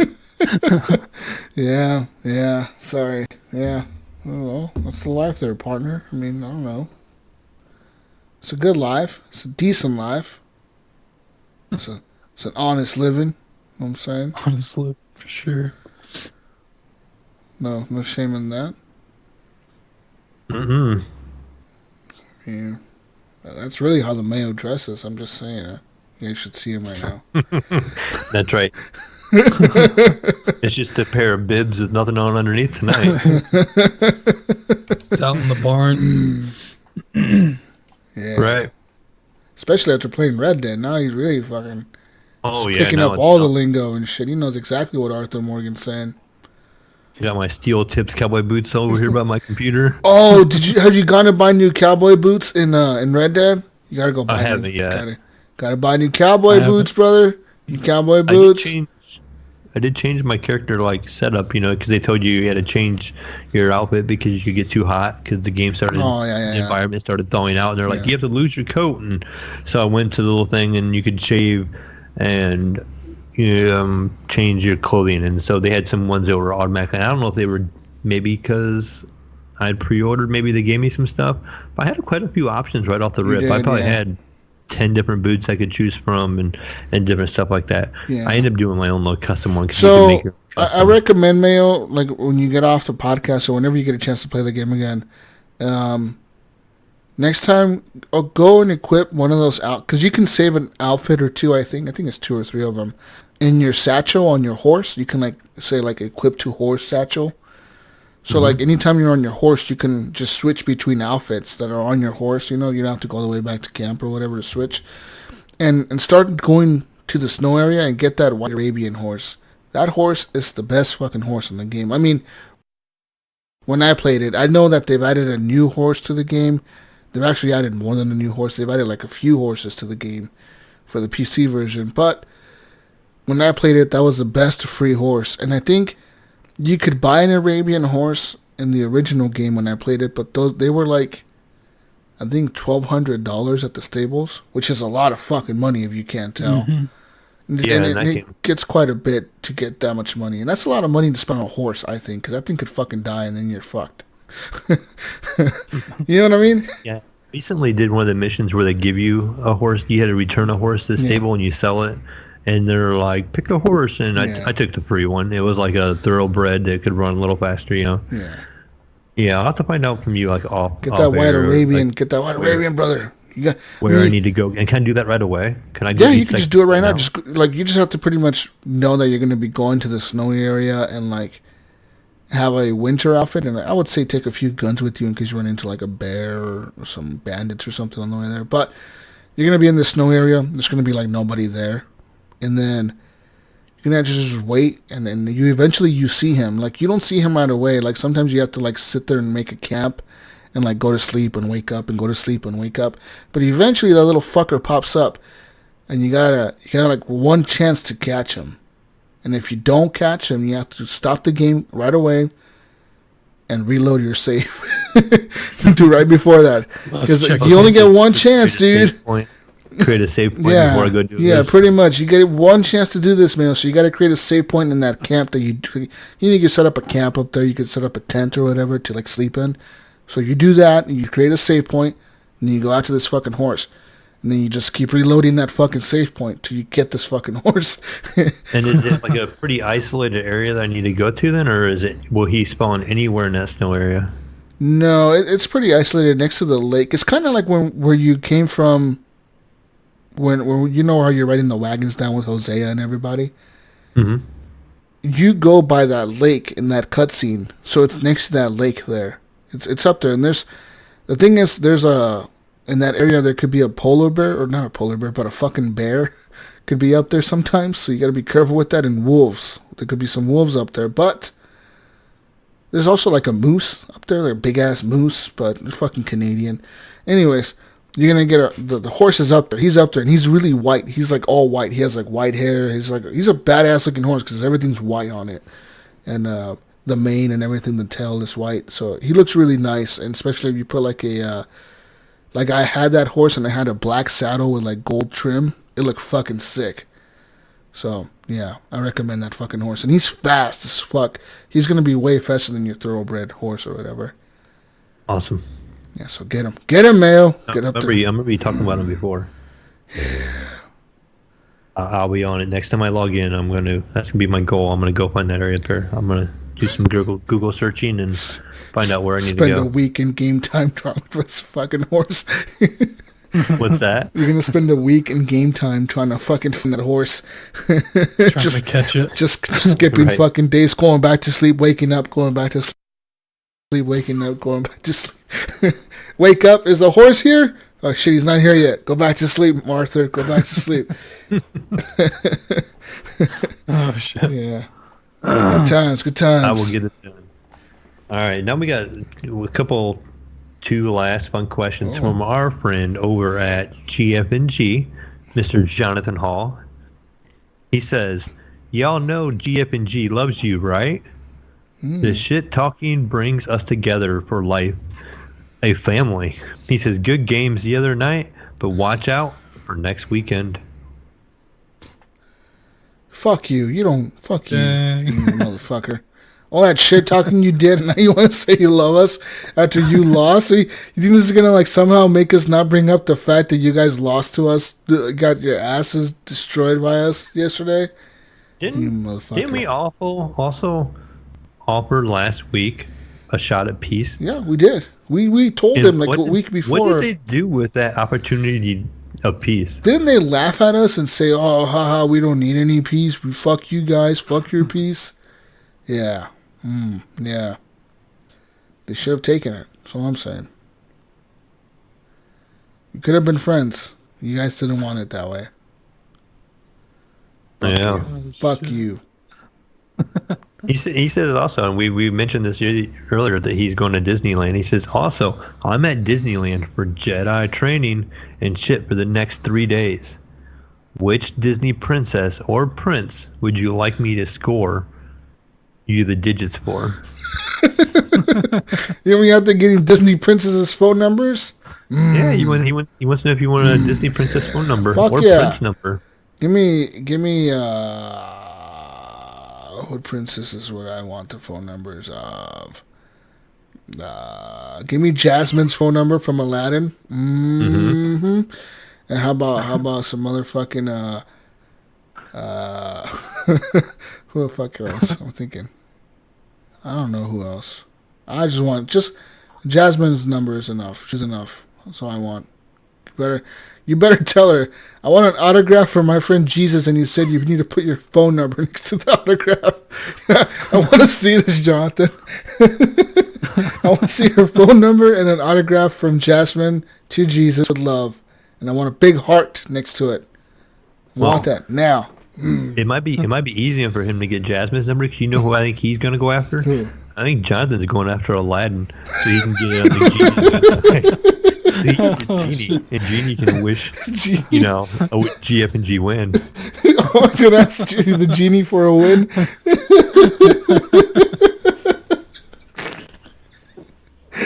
Oh, shit. Oh, fuck. Oh, shit. Anyways. It's good. Yeah. Good old GF&G gang. Whose number do you want, Mayo? I'm trying to think of different princesses too, and I think you're probably right. I would have to say, Jasmine and Jasmine. Yeah. If it wasn't for that whole fishtail thing, Ariel wouldn't be too bad either. But I thought Ariel, but then that's what I thought too. I'm like, man, that fucking fishtail, I can't deal with that, dude. That's a deal breaker. Plus, I'm not a big fan of the ocean, and her father lives in the ocean. I can't be going to visit him. Well, you wouldn't have to go visit the aliens that way. That ain't happening, motherfucker. So fuck that. I'm sorry, Ariel. What about you, Native? Oh, fuck. I don't know. Right, Jasmine or, fuck. I guess Belle. Belle. Yeah. Her yellow dress. Yeah. Yellow dress. Okay. Anyways, there you go, Jonathan. Talk shit about us on the podcast. You need to get a Bell autograph, an autograph with love to Jesus with her phone number on it, and says "fuck GFNG." She probably won't write that, but you can ask her to. Try it. Yeah.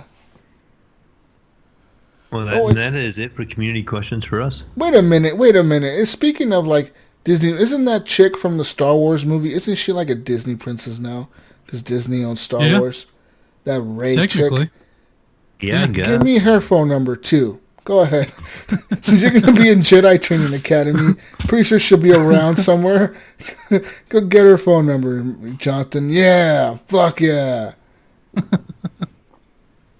He'd come back. What was the girl, the Asian girl? I can't remember what her name was. The one that got deleted from all the Star Wars fucking shit.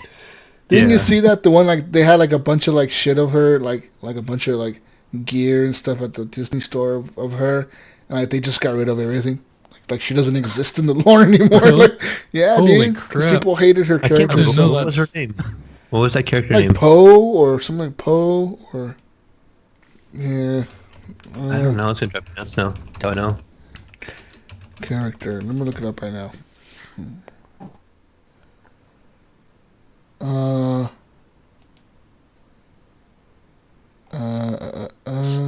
Oh, Rose. Was it Rose? Rose. That's what it was. Yep. Rose. Yeah, I'm looking at pictures of her right now. Dude, everyone hated her. I don't know what the fuck.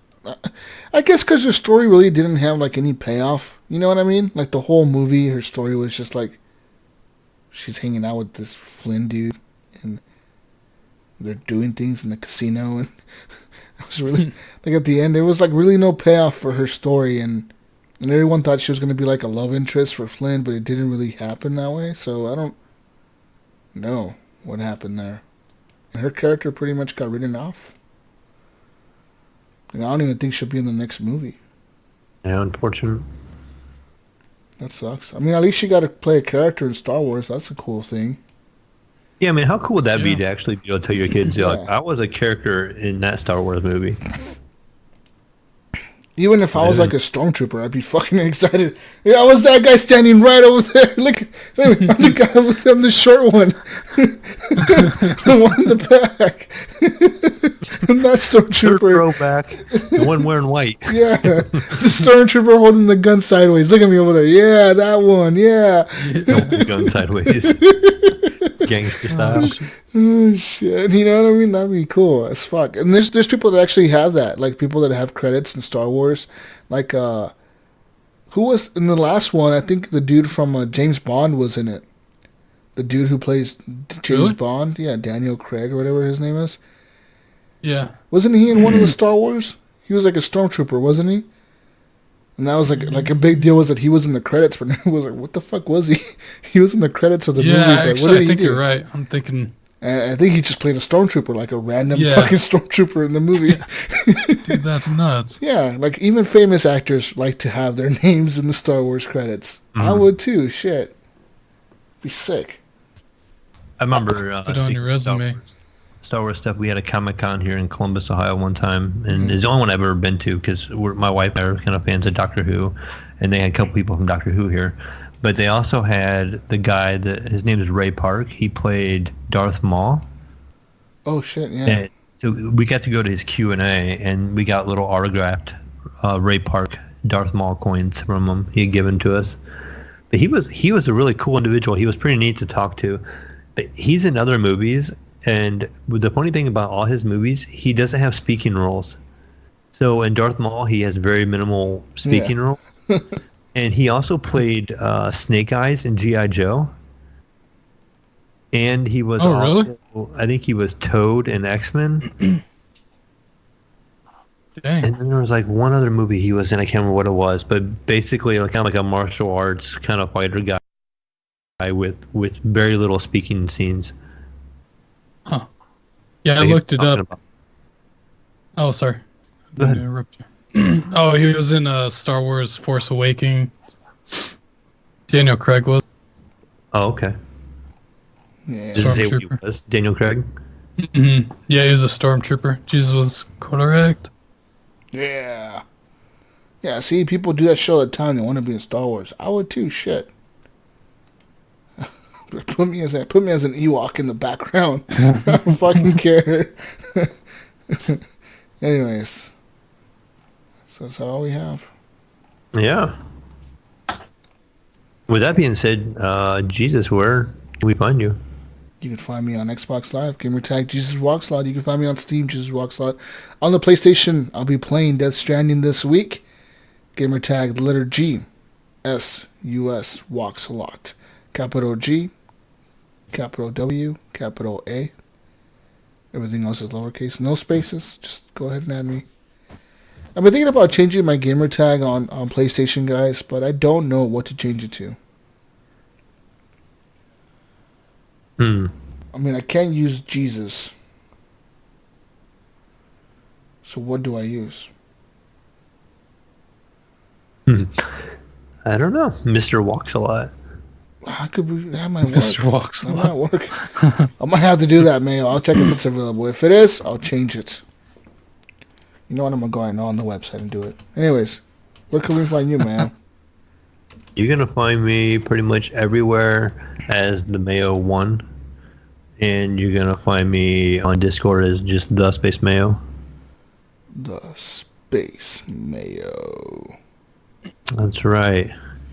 Mayo, you remind me of this dude who breaks cell phones on the internet. There's a guy, his name is, I think it's YouTube called like Jerry Rig or something, Jerry Rigs Everything or something like that. And all he does, this is bald dude, and all he does is break cell phones and like electronics. He'll be like, today I'm breaking the fucking iPhone 11. And he'll be like, today's video is brought to you by Squarespace. And then he'll like, just all he does is scratch the screen. He's like, okay, we're going to test the screen, how much scratching it can take. Then he goes and he scratches the screen and he tells you like, this can withstand up to a diamond or whatever the fuck. And then he'll be like, oh, we're going to take it apart. And he heats up the phone and takes it apart. And he talks about the connections in it. And every time I watch, I don't even know why I watch his videos. Because I don't even know why. I think it's his voice that just attracts the fucking me watching the video. But it reminds me of you, Mayo. He has that fucking Mayo voice. And he uses it to make money on YouTube. You should do it too. Just find something else and like start breaking things. Like, today on the Mayo channel, Mayo breaks everything. Today we're going to be breaking the PC 1070 Ti. And breaking this shit. It's like break it over the edge of my 8-foot desk that I custom. It's just like breaking. Like, all this dude does is break cell phones, dude. And he makes like millions, I think, off of YouTube or something. Because he has like an elevator in his house and shit. It's fucking nuts. Crap. Yeah, he like installed an elevator. Made a YouTube video about installing an elevator in his house. I think because his wife is in a wheelchair. But still, he installed this elevator in a fucking 2-story house. You need to do this, Mayo. You need to get on this shit. Just for Don't you. forget to cry a couple times. I'm going to take your idea and run with it, right? I'm going to go out and buy a 2080 Ti right off the rip and break run out there and just smash that thing. Today we're gonna test the durability of a 2080 Ti. You'd be like, I'm gonna get today. paid. I'm combining 2 YouTube channels. I'm gonna get a YouTube channel of me breaking a 2080 Ti and a YouTube channel of me crying afterwards. You're gonna be making all the money then, Mayo. I didn't know what I was doing. Gonna be making and then I'm gonna make a video on my stream. I'm gonna talk about how you deserve special treatment because you're a podcaster, and you shouldn't be held accountable for his actions. We have a plan here. Now, after you break it, you got to try and run it. Yeah, no, I'm telling you, man. Just watch this. This guy breaks phones. That's what he does for a living. Yeah, he can literally sit there and say, I break phones for a living. Like, what do you do? I am a YouTube content creator. What do you do on YouTube? I break phones. That's all he does. Sends them to him. Yeah, no, they do. Like, every company sends him free phones. Like, he has like fucking like today's phone is given to me by Razer. Like, he broke that Razer gaming phone or whatever. He's like, that new one. Yeah, he's like, check it out. Yeah, and then he'll just break him, and then he'll be like, oh, this is built pretty good. Like, I'm telling you, you should do this with like graphics on Mayo. Be like, today on Mayo Breaks Everything, we're breaking the 2080 Ti, brought to us by NVIDIA. and then like say NVIDIA's like slogan or NVIDIA RTX on. Start breaking the fuck card open. Do it, man. Why not? Oh, yeah. shit. Fuck yeah. That'd be hilarious. Anyways, Native, where can we find you? I'm pretty sure I'm on most platforms. I'm NativeLivesMtr. I want to say Xbox, Steam, and Blizzard maybe. Yeah, Blizzard. And then on Origin, I'm the Wagon Burner. Yep, that's it. All right, and then I also got to throw out the disclaimer there that you aren't for hire, right? We don't want to give GFNG the. Yeah, you're not going to be on GFNG next week talking about how you beat us or some shit, right? No. This is just, I was offered to play and I played. Yeah, and no money is exchanged in that. Guys, guess what? What's up? JesusWalksAlot is available. Really? On PlayStation? Holy shit! Heck yeah. Holy shit! They must have listened to me finally after complaining to them for years. Okay, I'm going to confirm it right now. Confirm the change. Help your friends recognize you. Let your friends see your old online ID next to your new one on your profile. Only if your friends will see this, and it will automatically expire after 30 days. Confirm. On JesusWalksAlot on PlayStation! Holy shit! Oh my god! It's a dream come true, guys. Am I dreaming right now? Am I really JesusWalksAlot? Wow! Heck yeah. Wow! You guys are. This is like real reaction, guys. This is like I just found this out right now on the show.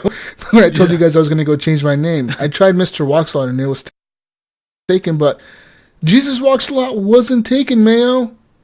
So I am super glad for you. Heck yeah. Wow!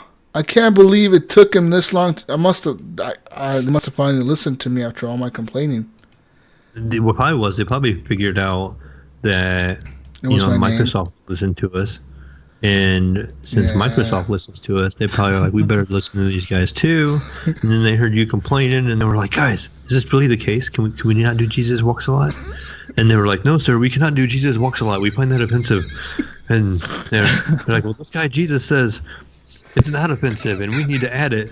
And so they added it. That's his name. They've added it, and now we're here. Now we're here in 2019. Oh my God. Everything has changed. My whole world has changed. Holy shit. Oh, you know what? You kind of missed the opportunity. You should have changed it to no longer offensive JesusWalksAlot. No longer offensive Jesus. Oh, shit. Wow. I'm going to tweet at them, and I'm going to tell them thank you for letting me change my name. You know what? I'm going to tweet at them right now. I'm going to take a picture of this. That is kind of a big deal because, you couldn't use your name. I couldn't use my name for a long time. Just fucking wow, dude. Oh my God. I don't know how happy I am right now. You really don't. Oh, I can tell. You don't understand the happiness of my life. I feel like my life is complete now. Thanks to Hideo Kojima. I think, you know what? Death Stranding must have changed this. I think Hideo Kojima told him to change this. And he changed my life now forever. Heck yeah. What a tweet. Anyways, keep talking, man. I'm over here tweeting at Sony right now. At PlayStation. But Mayo, yes. No, I was not hired, so back to your point. We used to throw that out there. We don't want them blaming us, we don't want them saying that we hired you to come in and help and anything like that. Jesus and I found you all by ourselves. I remember when Jesus was streaming, and I happened to be watching, and you were on the stream. We were playing Mortal. Yep. And you jumped in, and we were chatting with you for a while, and we invited you to play, and you was all excited. Heck yeah, it was fun. I tried to play Mortal today, actually. Thinking about it. I've been seeing some updates on that game, but I don't know. Yeah, I couldn't find a server though. Yeah, that'd be interesting if the gfng could challenge us in Mortal. That'd be a fun game we could do hand-to-hand combat. That'd be cool. But I don't know. Too bad it's not cross-platform or something. or even on the console at all. Console, yeah. I did hear them say they want want to challenge us. They want to challenge us in For Honor. Oh yeah. Oh dang. But I haven't played that in a while. I don't play For Honor at all. What about you, Jesus? You ever played For Honor? Oh yeah, I played For Honor. I was really good at it. I was better than Jonathan until I stopped playing. Yeah. Dang. So is Jonathan the level that we need to compare things to? Is that what you're saying? No, he's not that good. No, you probably could beat him. Even though I never really played For Honor, I played the beta test at For Honor. No, if you never played, he's probably gonna beat you. Okay. It's kinda, I would not play For Honor. It's similar, but I think it's a little more difficult than Mortal. It's a cool game though. Didn't they just have an update or something for new content? For Honor. Yeah, I think For Honor did have some kind of new update come out. Maybe some cross-platform in the future, but if that game is still being played, I thought that game was like dead. Yeah. I want. But anyways, Apex to be cross-plat. Oh, sorry. Go ahead. That's all I have. You want to take us out of here? Oh yeah, sorry guys, I'm tweeting at PlayStation. Tweet. He's still excited. Anyways, yeah, you can find me on. No, I mean the next week we'll be back. Gunny will be back. He's so excited that he got where he's at, guys. Gunny will be back next week. Yeah, he's doing maybe. What's he doing right now? What do we say he's doing? Oh, he's probably out partying it up somewhere. Probably doing meth, drugs, all the drugs right now. Guys, we need to get Gunny off the drugs. Practicing his Australian accent. Oh, mate. I got an accent for you. It's fucking Gunny right now at the bar. Just hanging out all drunk. I'm from Australia. This Crocodile Dundee hat. Wearing his fucking hat. I'm from Australia. Henley, you're from Petaluma, California. I'm from Australia, mate. Cut this shit out. Fucking Gunny. We love you, Gunny. Go find Gunny Chief on everything. Just go at him. And we love you guys. Thank you for listening to another week of the Horrible Gamers podcast. Go like the tweet. I just tweeted at PlayStation. And yeah. We'll be back next week. Peace out, Brussels sprouts. We'll be back next week with the next edition of the Horrible Gamers podcast. The Need for Speed, Star Wars Jedi, Death Stranded, Red Deaded edition of the podcast. We'll be back. Goodbye. Bye. Peace.